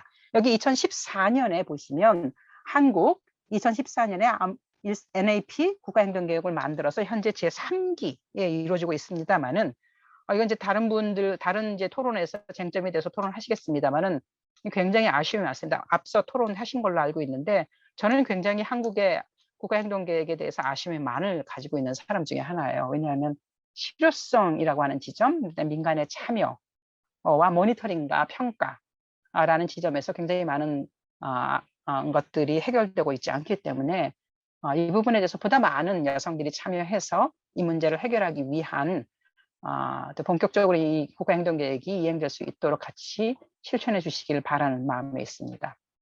마지막으로 지속가능 발전 목표는 제가 생략하도록 하겠습니다. 하고 그 다음에 이제 오히려 제가 이제 좀 여러분들하고 남지 않은 시간에 나누고 싶은 얘기는 지금 현재예요. 이제 2020년에 유엔에서는 베이징 여성 행동 강령이 채택된 지 25주년이 되어지면서 사반세기가 지난 거죠. 성주리와 아예 사반세기가 지나면서 앞으로 우리가 2030년까지 지속가능 발전 목표를 이제 수행하게 되어지는데 한 10년이 더 남아 있는데 2020년에서 2030년 이 기간 동안에 이 사반세기 동안의 성과를 딛고 어떻게 지금 남아 있는 문제들을 해결하고 그 다음에 지체되어 있거나 해결되지 않고 있는 문제를 해결하기 위해서 어떻게 해야 될 것인가. 그리고 특히 사반세기가 지나니까 어떤 문제가 있냐면요. 90년대의 페미니스트들의 세대가 제가 올해 환갑이에요. 자, 90년대, 95년에 국경행동 강령 시절에 가장 활발하게 운동을 활동하면서 25년이 지나왔거든요. 그러니까 이제 사실은 세대가 지나가야 되는 거예요. 25년 다음 세대가 본격적으로 그 세대의 필요에 맞는 니즈에 입각한 필요에 입각한 자기 운동을 펼쳐야 되는 시점이 도래한 거예요. 그래서 젠더 이퀄리티, 성평등을 실천할 수 있는 제너레이션을 제너레이팅 할 필요가 생긴 거죠. 자, 성평등을 이끌어 나갈 세대를 생산해내야 되는 거죠. 그 세대를 제너레이팅 해야 되는 거죠. 만들어내야 되는 거죠. 자, 이런 점에 입각해서 액션 콜리션 포 제너레이션 이퀄리티 그래서 이 성평등을 제너레이션 하기 위한 액션을 하는 연대 애들을 6개 영역에서 만들자. 거기에 플러스 하나 오른쪽에 있는 제너레이션 이퀄리티 컴팩이에요. 이 컴팩은 협약 있죠. Women, Peace and Security하고 Humanitarian Access, 인도주의 행동. 즉 여성평화 안보와 인도주의 행동을 위한 성평등 협약을 가지고 이게 2021년에서 2025년입니다. 15년이 아니라 2025년. 근데 지금 이게 2000년대 코로나 때문에 진행이 안 돼서 2021년에서 2026년으로 바뀌었어요. 자, 여기에 이 모든 논의의 젠더 관점을 포함시키려는 노력들을 하기 위한 노력들이 진행되고 있습니다. 그래서 Women, Peace and Security and Humanitarian Action Compact에서 거기에서 이 5가지의 중요한 이슈 영역을 제기하고 있습니다. 첫 번째는 파이낸싱이에요. 여기까지 제가 말씀드릴 텐데요. 재정이 보장돼야 돼요. 한국의 국가행동계획에 1325 결의안을 이행하는 데 필요된 재정이 보장되어 있지 않아요. 두 번째로는 파티시페이션이에요. 평화협정 과정에 여성들이 의미 있게 참여해야 돼요. 일단 남북 대화에서 여성들의 참여. 그 다음에 모든 국제관계에서 분쟁 과정에서 우리가 개입할 때 여성의 관점 및 개입될 수 있도록 여성이 참여할 수 있어야 되는 거.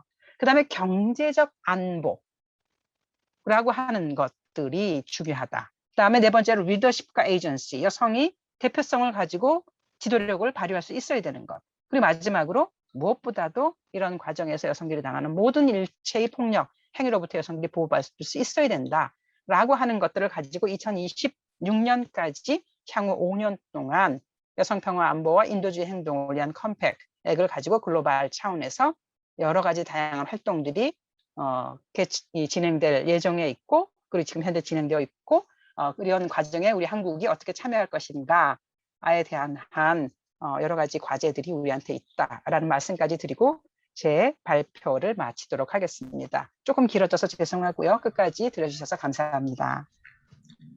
네, 조영숙 대사님 감사드립니다. 시간이 좀 부족해서 죄송하네요. 저희가 더 들었으면 좋겠지만 또 질의응답이 있으니까요. 그리고 이제 전희정 여성평화 외교포럼 사무처장님이 이제 토론을 해주실 텐데요. 한 15분 정도로 해주실 수 있으면 해주셨고요. 그리고 그동안에 이제 질문을 이 채팅창에 올려주시면 그 순서대로 이제 다 같이 읽을 수 있는 질문들이니까요. 제가 이따가 읽는 시간을 좀 전략하면서도 또 조영숙 대사님께서 또 질의응답에 또 참여해 주실 수 있었으면 좋겠습니다. 네, 전희정 사무처장님 이제 토론 부탁드립니다. 네, 모두 마음으로 박수를 보이지 않더라도 감사합니다. 네. 네, 안녕하세요. 여성평화 외교 포럼의 전희정입니다. 앞서 김정수 사회자님께서 여성평화 외교 포럼에 대해서 간략하게 소개를 부탁을 하셔서 정말 간략하게 저희 여성평화 외교 포럼이 하는 일에 대해서 설명을 드리겠습니다. 여성평화 외교 포럼은 유엔 안보리 결의 1325호의 여성평화 안보 의제를 이행하고 여성과 청년의 공공외교 역량을 강화함으로써 한반도와 동북아, 나아가 세계 평화에 기여하기 위해 일하고 있는 비영리 민간단체입니다. 저희는 매년 WPS 포럼과 청년 외교 살롱을 운영하고 있습니다. 그럼 계속해서 글로벌 성평등 아젠다와 여성 평화 안보 운동에 관해서 토론을 시작을 하려고 하는데요. 글로벌 성평등 아젠다 흐름 속에서 우리 사회가 지금 당면하고 있는 과제가 무엇일까, 그리고 그것을 어떻게 해결하면 좋을지에 대해서 좀 간략하게 토론 자료를 준비해 봤습니다. 먼저 조영숙 대사님의 발제를 상당히 인상 깊게 들었습니다. 특히 아프가니스탄 상황을 통해서 여성의 자유와 인권이 어떻게 억압되는지 직접 저희가 경험을 할 수 있는 시기가 아닌가라는 생각이 드는데요.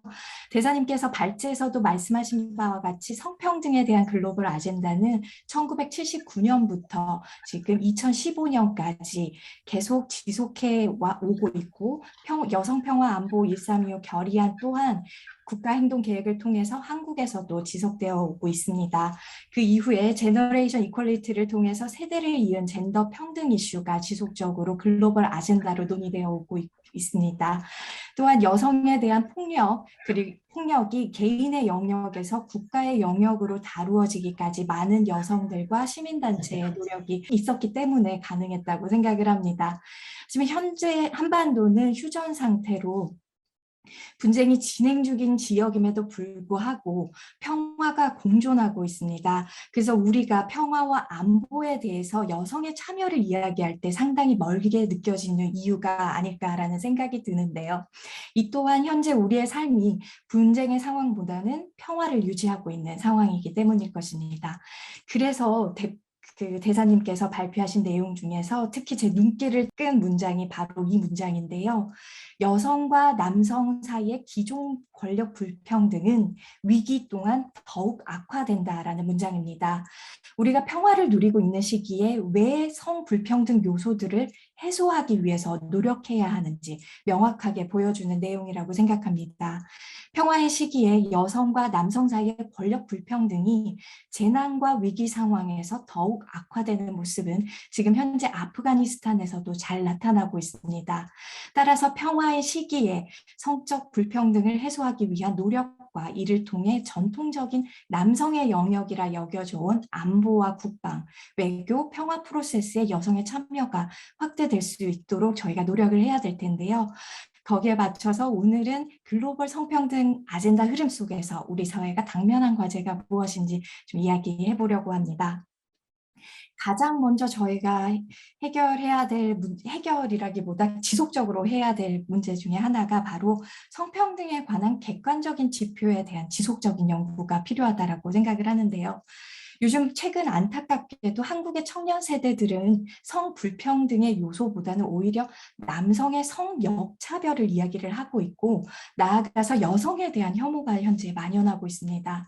흔히 말하는 토크니즘으로 인해서 미디어와 언론에서 비춰지는 여성의 사회적 역할이 커져가는 것처럼 보이는 착시 현상에 의한 것이라고 저는 생각을 합니다. 이에 대해서 선량한 차별주의자라는 책을 통해서 이게 조금 더 쉽게 이 부분을 좀 다가갈 수 있겠다라는 생각이 들어서 그 부분을 살짝 가지고 왔습니다. 평범한 사람들이 가진 특권은 자신이 특권을 가지고 있다는 사실을 알아차리기 어려운데요. 앞서 말씀드린 그 책에서는 나에게 아무런 불편함이 없는 구조물이나 제도가 누군가에게 장벽이 될 때 우리는 특권이 있다라고 자각을 하게 됩니다. 마찬가지로 우리 사회에서 남성이 가진 특권은 관습과 제도 등에 의해서 지금까지도 어쩌면 당연시되어 온 특권임에도 불구하고 이것이 자각되지 못해왔으며 최근에는 역차별에 대한 인식으로 오히려 이 특권을 이제는 내려놓아야 하는 어떤 사회적 요구가 맞물리면서 이런 역차별, 즉 자신이 가진 거에 대한 침해로 인식이 된다라고 생각을 합니다. 남성의 일상적 특권에 대해서 미국 웨슬리 대학의 패기 맥킨도시가 몇 가지 예를 나열한 거를 이 책에서 얘기를 하고 있는데 저도 이것을 보면서 나는 불편한데 남성들은 이거를 불편함을 느끼지 않는구나라는 느낌이 와서 이렇게 좀 가져왔는데요. 하나하나 살펴보면 내가 승진에 자꾸 실패한다면 그 이유가 성별 때문은 아닐 것이다. 나는 밤에 공공장소에 혼자 걷는 걸 무서워하지 않아도 된다. 내가 책임자를 부르면 나와 같은 성별의 사람을 만날 것이 거의 분명하다. 조직에서 더 높은 사람일수록 더 확신한다. 내가 운전을 부주의하게 한다고 해서 나의 성별을 탓하지는 않을 것이다. 내가 많은 사람과 성관계를 한다고 해서 비난과 조롱의 대상이 되지 않을 것이다. 나의 외모가 전형적인 매력이 없더라도 큰 문제가 아니며 무시할 수 있다. 입니다. 이 내용에 대다수의 남성들은 불편함을 느끼지 않을 것입니다. 하지만 저를 비롯한 여성들은 상당히 많은 문장들이 자신의 경험과 좀 다르다라는 것을 느끼게 되는데요. 너무나 자연스럽고 당연하게 여겨지는 조건이자 경험이기에 지금까지 남성들은 이것 자체를 특권이라고 알아차리기 어려웠던 겁니다. 하지만 최근 남성이 느끼는 부당함의 감정은 바로 그동안 존재는 했지만 인식하지 못했던 어떤 특권이 일깨워지기 때문이라고 이 선량한 차별주의자라는 책에서 좀 쉽게 설명을 하고 있었습니다. 제가 생각할 때 바로 이 부분이 우리 사회가 아직도 성불평등이 존재하고 있으며 개선되어야 한다라는 지점입니다. 평등이 구분짓는 것에서 시작이 되는데 앞서 말씀드린 남성이 느끼는 일상적 특권이 여성에게 해당되지 않는다면 이것은 분명 우리 사회에 성불평등이 존재하고 있지만 지금까지 너무나 당연시 되어 왔고 심지어 많은 여성들조차 이것을 당연시 여겨왔기 때문에 우리 사회가 성평등 사회로 나아가는데 큰 걸림돌로 작용한다고 볼 수 있습니다. 심지어 여성가족부 폐지에 대한 논의가 현 시점에서 지금 이루어지고 있는데 이것은 바로 아직도 이루어지지 않은 성평등의 문제가 남성의 역차별로 논점이 옮겨가는 부분에 있어서 많은 우려를 낳고 있습니다. 특히 여성과 남성이 받는 교육에서의 차별이 거의 사라짐에 따라 이제 사회생활을 시작하는 20대는 성차별적 요소가 제거되었고 성별을 넘어서 능력이 되면 누구나 자신이 원하는 바를 성취할 수 있다는 기대를 갖게 되었는데요. 하지만 정말 우리 사회가 성불평등 요소들이 거의 다 해소가 되었을까요? 저는 그렇지 않다라고 생각을 합니다. 이것이 바로 우리가 관심 있게 봐야 하는 개인적인 경험과 어떤 객관적 지표의 큰 차이점이라고 저는 생각을 합니다. 그래서 예를 들어서 여성의 정치 참여 확대를 위한 의원 여성 할당제에 대해서 잠시 살펴보면요. 여성 할당제 필요성에 대해서 20대 남성은 29%만이 필요하다라고 답변을 했습니다.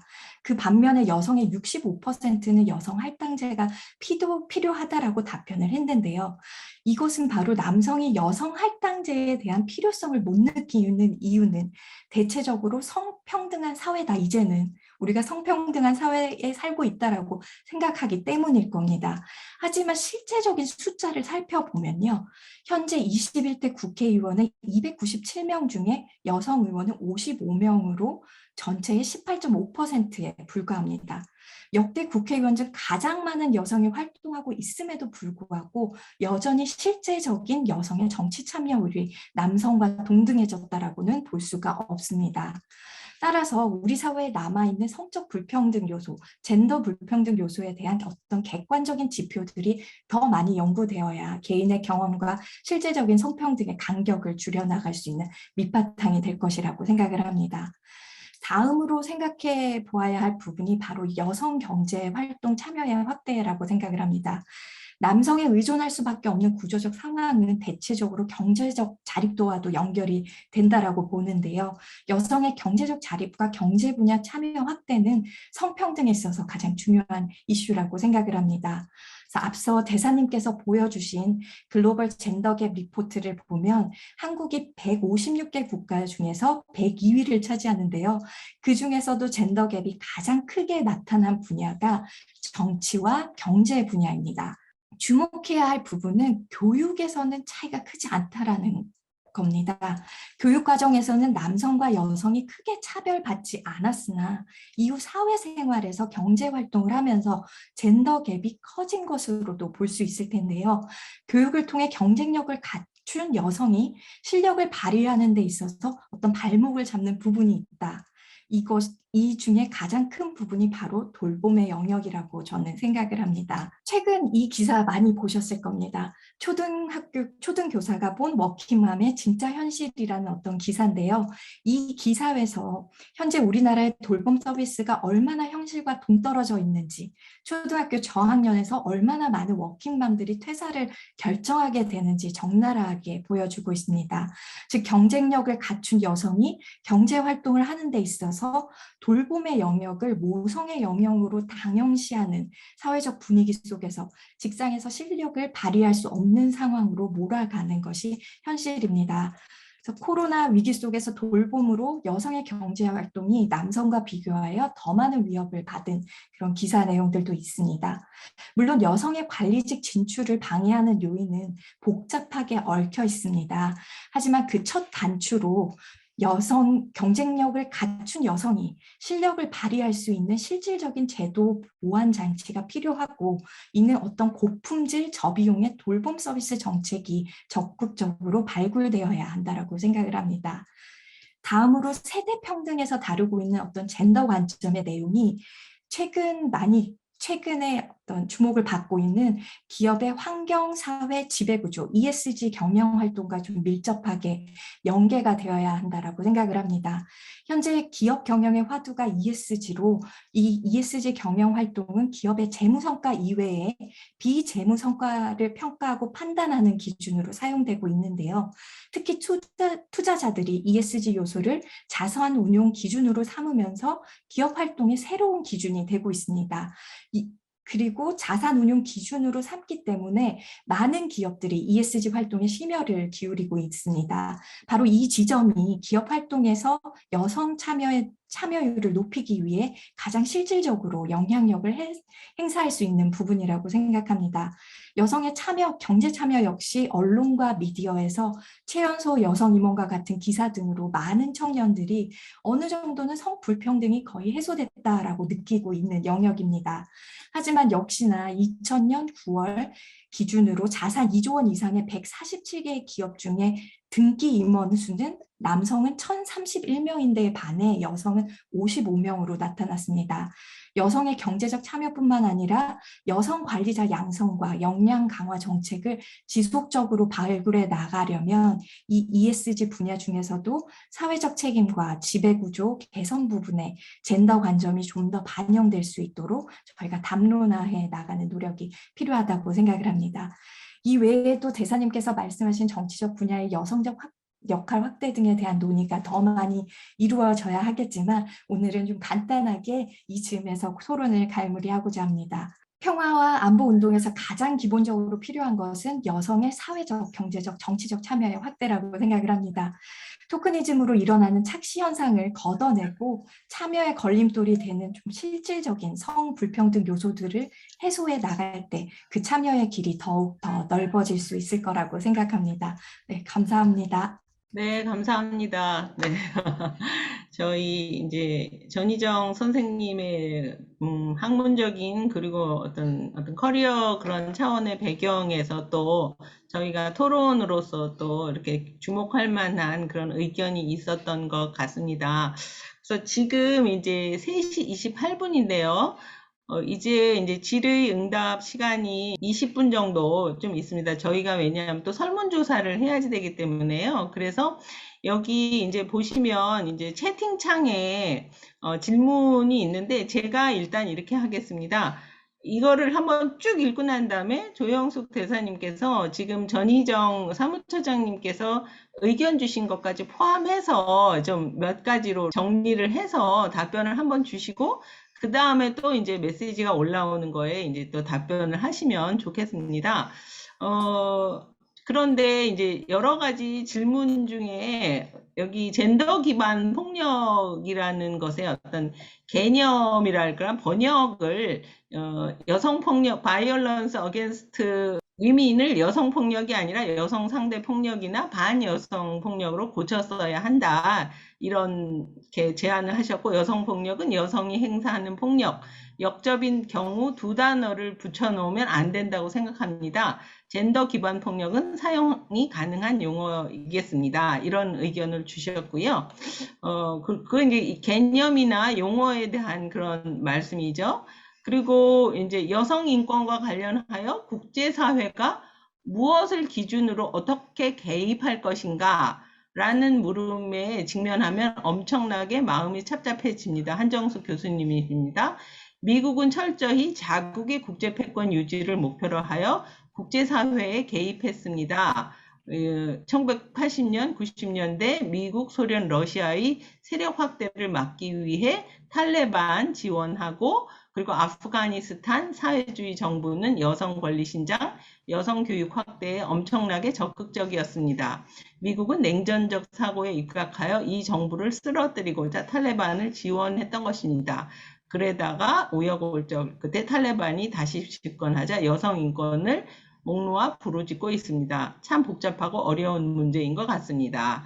앞에 이제 시작하면서 이 부분을 이렇게 도입하셨기 때문에 이 부분에 대해서도 좀 의견을 주셨으면 좋겠습니다.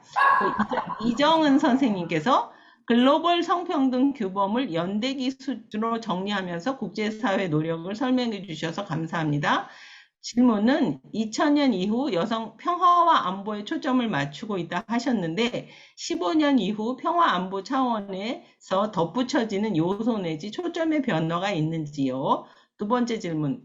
남편의 가사 노동에서 맞벌이 부부 남편은 41분인데 남편만 취업하면은 49분이라 후자의 시간이 더 깁니다. 약간의 차이가 있긴 하지만 더 길다는 것이 어떤 유의미한 차이를 반영하는가요?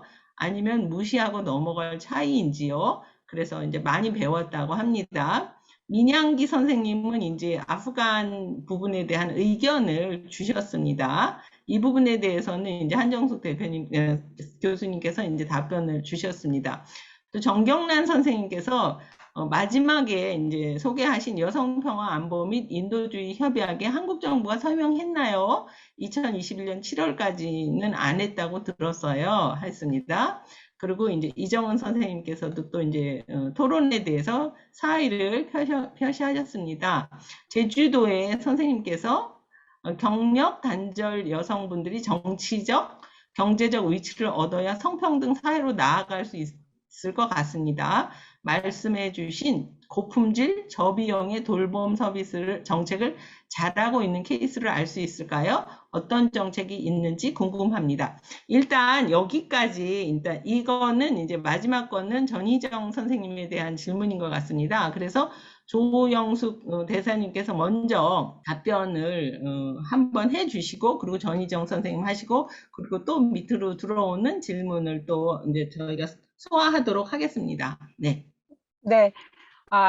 한정숙 교수님 지적이 맞으세요. 제가 여성폭력 짧게 그냥 PPT를 만들려고 한 거지, 보통 저희가 여성에 대한 폭력이라고 씁니다. Violence against women을. 그래서 여성을 향해서 자행되어지는 폭력이다라는 말을 이제 보통 번역 용어로 사용하고 있어서 그렇게 이제 그 지적을 해주시는 건 맞는 것 같고요. 그 다음에 이제 다음 질문으로 보면은 그 2000년대에서 여성평화 안보에 관한 개념이 형성돼서 사실은 2014년 페미니스트 포레인 팔러시가 스웨덴에서 출범되어지면서 이제 그런 개념이 확장되어지고 있죠. 2000년에서 점차적으로 현재에 이르기까지, 2021년이라는 현재에 이르기까지도 어떤 개념 자체가 새로워지기보다는 작년에 그 제너레이션 이퀄리티 포럼, 그 세대평등 포럼에 관한 논의를 진행하면서 국제사회에서는 이 실제로 여성평화 안보와 인도주의 행동이라는 걸 결합시켜서 그 컴팩, 협약으로 만들어야 되는 게 이제 최근에 흐름이다라고 이해하시면 될 것 같아요. 이 흐름의 한 지점에서는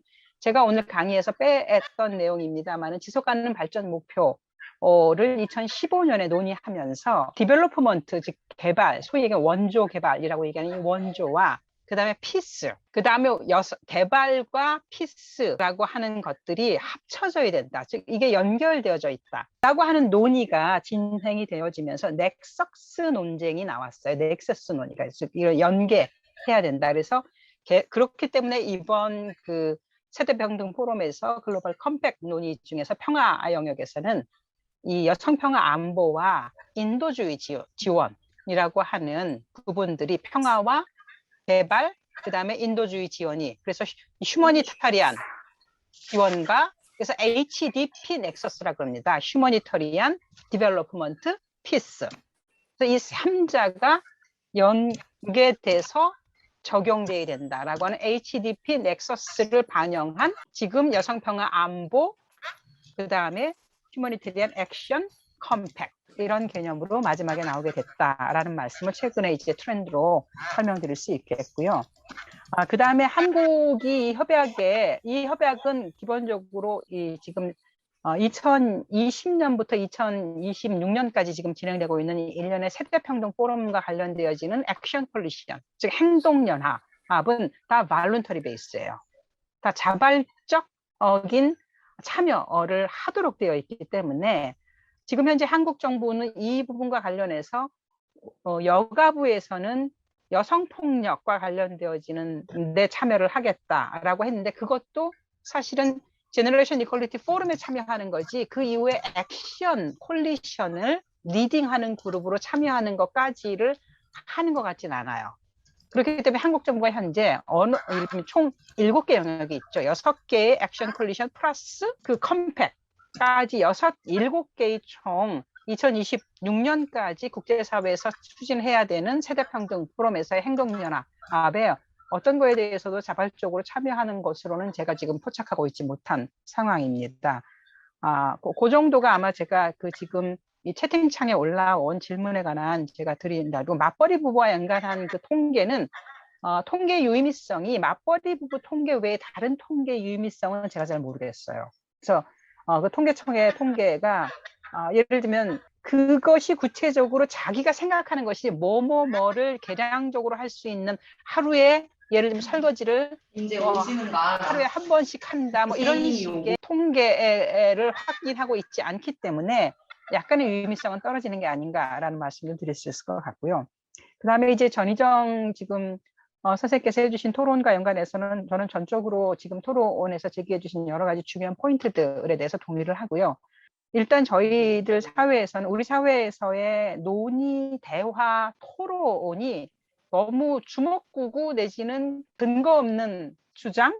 이런 게 너무 지금 심해서, 그 다음에 이제 예를 들면 에비던스 베이스라고 보기 굉장히 이런 증거나 근거, 데이터를 가지고 합리적으로 논의하기보다는 자기가 생각하는 것들을 그냥 무조건 예를 들면 합리성이라든가 체계적인 어떤 논의 구조의 그러니까 로직이 있지 않은 원하는 걸 따다 붙인 그냥 폭탄처럼 자기의 주장을 퍼붓는 주장 퍼붓기 폭탄식의 토론을 하는 게 요즘 이제 개인 미디어 시대 뭐 이런 식으로 너무 많이 이제 확장되어지면서 정말로 소위 얘기하는 이제 퀄리티가 없는, 질이 없는, 질적인 어떤 담보가 되지 않는 논의들이 많기 때문에 더더군다나 그런 상황에서 저희가 정책을 논의한다거나 어떤 일종의 학문적인 것까지를 포함해서 학문적, 정책적 어긴 어떤 논의를 해서 실제로 사회를 공공적인 어떤 정책으로 반영하기 위해서는 객관적인 지표라고 하는 것들을 기본으로 가져가야 되지만 저는 그런 점에서 저희가 이제 여성평화 안보에 관련되어진 객관적인 지표들을 저희가 국내와 예를 들면 국가행동계획, 1.3의 국가행동계획을 통해서 저희가 지표를 만들어서 그것을 여성 시민사회단체들이 모니터링하고 평가하는 것들을 가지고 매년 백서를 내서 그런 것들에 관한 사회적인, 합리적인, 객관적인 논의들을 할 수 있는, 그 다음에 어떤 변화를 이끌어내야 되는지에 대한 과제를 도출해낼 수 있는 이런 일련의 과정이 필요하다라고 하는 것들을 저희가 사실은 그 1.3의 그 국가행동계획을 만들기 1기서부터 계속해서 정부를 향해서 제기를 해온 바 있지만 아직도 그런 부분들에 관한 정부 측의 노력이나 아니면 그 정부 측의 그런 것들에 대한 존중이 충분치 않은 것들은 사실 좀 아쉬움으로 남아있다는 말씀을 제가 좀 계속 드리고 싶습니다. 그래서 그런 부분들은 좀 과제가 있다라는 말씀드리고, 무엇보다도 지금 제가 마지막 그 강의 슬라이드에서 드렸었던 여성평화 안보와 인도주의 행동의 컴팩트에서 제1의 어떤 과제로 나와 있는 건 파이낸싱이었어요. 그것은 여성들이 독립적 주체로서의 자기의 삶을 온전하게 살아가기 위해서 자신들의 인권과 개인의 자유와 그 다음에 일정한 그 권리를 스스로 향유하기 위해서는 가장 전제로서의 경제적 독립, 자립이라든가 경제적인 어떤 그 역량들을 확보해야 되는데 그게 있지 않기 때문에 실질적으로 아프간 여성들이 당하고 있는 여러 가지 어려움 중에서도 경제적 의존성 때문에 어떤 형태로든 간에 강제적인 결혼을 할 수밖에 없다거나 비용을 자기 스스로 낼 수 없기 때문에 해야 되는 선택의 여지가 없는 많은 선택들, 강요된 선택들. 그래서 남성들 입장에서는 그 여성들이 하는 강요된 선택이 여성들이 좋아서 하는 자발적인 것으로 스스로들 그렇게 개념 규정하는 착시까지 만들어내는 이런 지점들을 만들어내기 위해서는 경제활동을 위한 여성들의 경제적인 평등을 위한 여러 가지 노력들이 파이낸싱이라는 토대에서 모든 것에 가장 기본 전제로서는 사실은 일정하게 재원이라고 하는 것들, 경제적인 어떤 측면들의 고민이 좀 있어야 되는데 그 지점에 대한 한국 사회, 특히 이제 정치나 정책을 결정하는 의사결정자들은 이걸 굉장히 경제적 측면을 배제한 형태로서의 정책을 위주로 하는 립 서비스에 그치는, 토크니즘에 그치는 가장 큰 이유가 바로 이런 경제적 바탕, 재정적 바탕이라고 하는 것들을 함께 보장하지 않는 추상적이고 피상적인 정책의 접근이 아닌가라는 점에서 근본적으로 동의를 하고 있습니다. 여기까지 1차 말씀드리도록 하겠습니다. 네, 전희정 선생님도 이제 답변 부탁드립니다. 네, 저 질문 자체가 고품질 저비용의 돌봄 서비스 정책을 잘 알고 있는 케이스를 알 수 있을까요? 어떤 정책이 궁금합니다라고 질문을 주셨는데요. 지금 특정한 어떤 정책이 좀 떠오르진 않지만 보통은 이제 스웨덴, 덴마크의 정책들을 많이들 얘기를 하세요. 그리고 스웨덴의 그 가장 큰 특징은 1년 내내 그 돌봄 서비스가 운영이 되고 부모의 요구에 따라 어떤 유연하게 적용된다라는 이 지점이 우리가 좀 관심 있게 봐야 될 부분인 것 같습니다. 왜냐하면 한국의 많은 워킹맘들이 불편함을 느끼는 부분이 돌봄 서비스 자체의 어떤 유연성이 부재한 부분이거든요. 그래서 요거에 대한 것은 저희들이 아이디어를 좀 모아봐야겠지만 제 개인적인 생각, 상상력으로는 저는 지금 현재 한국에서 하고 있는 요양보호사의 어떤 돌봄 서비스를 저희 아동 돌봄 서비스와 좀 같이 서비스에도 좀 적용을 할 수 있는, 그래서 워킹맘들이 적은 비용으로 집에 상주하는 돌봄 서비스를 갖출 수 있는 어떤 그런 정책들을 좀 만들어 나가는 것도 어떨까라는 생각이 듭니다. 네, 감사합니다. 또 질문이 사실은 더 지금 현재 들어온 거는 없어요. 그래서 혹시 더 질문하실 게 있으신지요? 네. 혹시 질문하실 게 없으시면 제가 조영숙 대사님께 여쭤보고 싶은데 여기 플로어에 여기 참여하신 분들을 위해서 1325 이제 추가 결의안이 10개 정도가 또 결의안이 채택이 됐잖아요. 그래서 그 중에 가장 큰 특징이랄까 아니면 왜 추가적으로 그런 결의안들이 유엔 안보리에서 계속 채택이 됐는지 그 가장 핵심적인 내용 아까 소개가 되어 있었는데 조금만 더 소개해 주시면 좋겠습니다. 네. 네. 131 결의안이 만들어지고 난 다음에 실제로 132 결의안을 만들었다라는 걸 모르는 나라들도 너무 많은 거예요. 분쟁 지역에서 이제 문제들을 해결해 나가는 과정에서 그 다음에 이 문제들을 2000년 이후에 이제 8년이 지나서 2008년이 돼서 1820 결의안을 만들게 되어지는데요. 실제로 이런 문제들을 해결하고 났는데 문제는 뭐냐면 유엔 평화유지군이 가서 성폭력을 하는 거예요. 그래서 이제 실제로 문제를 해결하기 위해서 간 사람들조차도 성폭력이 자행되어지는 이 극악한 현실을 다시 한번 확인하면서 2000년에 채택했었던 그 결의안이 가지고 있는 의미를 다시 한번 강조하는, 그중에서 특히 그렇기 때문에 이 문제를 유엔 평화유지군이 성폭력을 하는데 대다수 유엔 평화 중에 100% 남성이었던 거예요. 그러다 보니까 유엔 평화유지군에 여성이 들어가서 이 문제를 해결할 수 있는 여성이 참여해야 될 필요성, 그 다음에 이것이 발생했을 때 실제로 이 문제를 해결할 수 있는 여성 리더십이 참여할 수 있어야 되는 평화협정의 여성 대표성이 필요하다. 이런 얘기들을 가지고 두 축으로 결의안이 만들어지게 됩니다. 한 축으로는 여성이 참여하는 것을 강조하는 결의안이 계속 채택되고요. 다른 한 축으로는 이 여성에 대한 폭력이 심각화되어, 특히 이제 이 여성에 대한 성폭력을 중심으로 하는 폭력이 계속해서 실제로 자행되어지는 것들을 해결하기 위해서 2000년 결의안에서 담보하지 못했었던 세부적인 내용들을 뒤에 가서 점점 보완하게 되어집니다. 그리고 이러한 과정에서 무엇이 가장 부족한가라는 논의들을 하다 보니까 가해자에 대한 처벌이 를 위한 시스템이 없는 상태에서 피해자에 대한 보호가 필요하다는 강조만 했었던 거예요. 초창기에는. 그래서 그러면 1960호, 2010년쯤 되면 가해자 처벌을 강조하는 걸로 또 1960호가 결의안이 채택되어지게 되고, 더 나아가서 이 군대뿐만 아니라 경찰 인력에서도 여성 비중이 필요하다고 해서 2125 결의안을 통해서 여성 리더십을 강조하는 게 만들어지게 되고, 그리고 실제로 2467쯤 되어지면 어떤 문제가 되어지냐면 2019년에 2467 문제들이 2017년에 되어서는 독일이 무슨 문제를 제기했냐면 아이시스 내지는 뭐 이런 보코하람 이런 데서 여성들이 강간을 당해서 어떤 문제가 있냐면 시리아에 있어서의 야지지 여성들을 대상으로 한 그 IS의 그 강간을 통해서 이 IS는 야지지 여성들에게 대해서 의도적으로 대량의 임신을 시킵니다. 그런데 대량의 임신을 시킨 여성들이 출산을 하고자 하지 않는 여성들에 대해서 그 일정하게 낙태를 지원하는 것들을 제공해 주려고 하기 위해서 안보리가 그 결의안을 채택하려고 했는데 미국이 반대를 하게 되어집니다. 그때 트럼프 정권이었어요.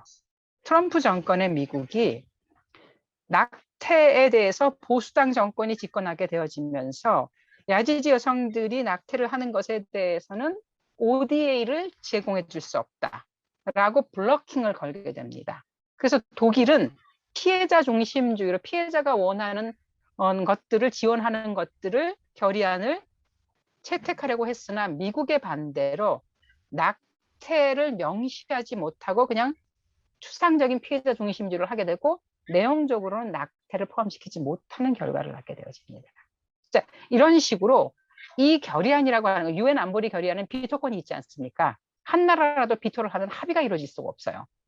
비토권을 가지고 있는 강대국들의 어떤 권력 관계에 따라서 실제로 유엔 안보리의 결의안이라고 하는 것도 계속해서 진전을 시키고자 하지만 어떤 특정 국가의 비토가 형성되어지게 되어지면 그것 자체가 후퇴하는 이런 반복들을 겪는 과정들로 계속 이제 이어지고 있고, 다행히도 뭐 어쨌든 바이든 정부가 민주당 정권이 들어서면서부터 낙태에 대한 입장 자체가 국가의 그 정책 자체가 바뀌게 되어지면서 최근 들어서는 그런 부분들에 대한 전환이 이루어지게 되어지면서 낙태를 지원이라든가 이런 부분들이 이루어지고 있다라고 하는 것까지를 좀 소식은 듣고 있습니다. 그래서 그리고 이제 마지막으로 2019년에 2493 결의안이 만들어지면서는 여기서 보시면 최근의 트렌드로서 여성이 실제로 분쟁 해결 과정에서 주로 우리가 고민하는 건 여성에 대한 여성이 당하는 성폭력을 막는, 여성에 대한 성폭력을 막는 것을 중심으로 하지만, 그런데 그 성폭력이라고 하는 부분들을 해결하는 과정에서 여성이 자신들의 인파워를 하는 과정으로 연결가기 위해서는 경제적 독립성이 필요로 하다라고 하는 점이 강조되어지면서, 이러한 경제적 독립성을 강조하는 그 결의의 내용들을 담은 2493 결의안이 2019년에 연말에 마지막으로 채택되어지는 이런 일련의 변화 과정들을 쭉 겪고 있다라고 하는 것들도 유의미하게 보시면 좋을 것 같고, 132호 결의안이지만 132호 결의안뿐만 아니라 나머지 9개를 통해서 10개의 여성평화 안보에 관련된 결의안의 내용들을 우리가 꼼꼼하게 살피면서 그것들을 여성평화 안보의 아젠다로서 포함시키고 국가행동계획 안에서 한국의 국가행동계획 안에서도 그런 내용이 포함될 수 있도록 저희가 끊임없이 개입해야 되는 과제가 있다라는 생각하고 있습니다. 네, 질문 주셔서 감사합니다. 설명할 기회를 주셨는데요. 네. 저희가 이제 4시에 끝내야 되는데 일단 마지막 질문입니다. 1325 결의안의 발전 과정이 젠더 이퀄리티 컴팩까지 가고 있는데 우리나라는 어느 수준까지 진행되고 있나요? 젠더 이퀄리티 컴팩에서 미래 세대로의 이행 과정은 우리나라에서 어느 정도? 2030 페미니스트 역할은 어떨까요? 입니다. 참 안타까운데요. 2020년에 그 세대평등 포럼이라고 해서 여가부가 이거를 기념하면서 이제 국제회의를 하는 거를 하면서 그 젊은 세대들하고의 논의를 위한 장들을 마련하려는 노력들을 1차 진행한 바 있습니다. 근데 그런 진행이 한국의 가장 큰 문제점들은 뭐냐면 일회성 이벤트로 끝난다는 거예요. 그래서 이제 2000년에 굉장히 그런 것들이 적극적으로 진행이 되고 또 젊은 층까지를 포함한 논의를 위한 여러 가지 플랫폼들을 만들어서 그다음에 이제 이 플랫폼을 통해서 여성평화 안보 의제를 포함한 6개의 액션 콜리션 행동 그 연합에 관한 논의들을 이제 추진하기 위한 시민사회의 여성단체들이 참여하는 논의 구조까지를 만들었는데, 그게 그 세대평등 포럼이라고 하는 국제회의가 끝나고 나니까 그것이 그냥 그걸로 끝나버리고, 그거를 실제로 국제사회에서는 2020년부터 2026년까지 이끌고 나가는 일련에 발전시켜야 되는 과제로 제시하고 있는데, 한국은 행사를 한번 끝내고 그냥 그 자체로 손을 털어버리는 방식으로 머물러 있어서 2020년에 그렇게 진행됐었던 그런 일련의 플랫폼들이 지속되지 못한다는 점에서 굉장히 안타까움이 저는 좀 있고요. 그다음에 이제 그런 것들을 이끌어 나갈 수 있는 민간단체들은 실제로 가장 큰 문제는 재정적인 일단 예산이나 이런 것들을 끌고 나갈 수 있지 않기 때문에, 그걸 이끌어 나갈 수 있는 이제 파이낸싱의 취약으로 인해서 이끌어 나갈 의지가 있다 할지라도 그것들을 끌고 나갈 수 없는 조건이 좀 아쉬움으로 남아 있습니다. 제가 이제 세대평등 포럼에서 국제회의를 쭉 해보니까 굉장히 젊은 세대들이 적극적으로 자신들이 발언하고, 그다음에 기회가 주어져 있지 않기 때문에 그런 이런 플랫폼을 제공받지 못하고 그럴 수 있는 공간을 확보하고 있지 못하기 때문에 참여하지 못하는 것이지, 그런 공간과 플랫폼이 제공되어지고 그럴 수 있는 여러 가지 정보들을 지속적으로 제공해 줄 수 있다면, 저는 20, 30대 페미니스트들이 액션 콜리션, 즉 행동연합의 자기 아젠다를 가지고 다음 세대를 이끌어나갈 주체로 얼마든지 참여할 수 있는 일련한 리소스 풀이 이미 우리한테는 충분히 이제 갖춰져 있다. 단 이거를 어떻게 모을 것인가라고 하는 모으는 방도, 조직화의 방도, 그를 위한 어떤 그 파이낸싱 이런 부분들을 어떻게 마련할 것인가가 이제 좀 본격적으로 고민돼야 되지 않겠는가라는 생각하고 있습니다. 네, 감사합니다. 오늘 이제 세미나는 여기까지 끝나고 두 분, 전희정, 조영숙 두 분 선생님께 감사를 드립니다.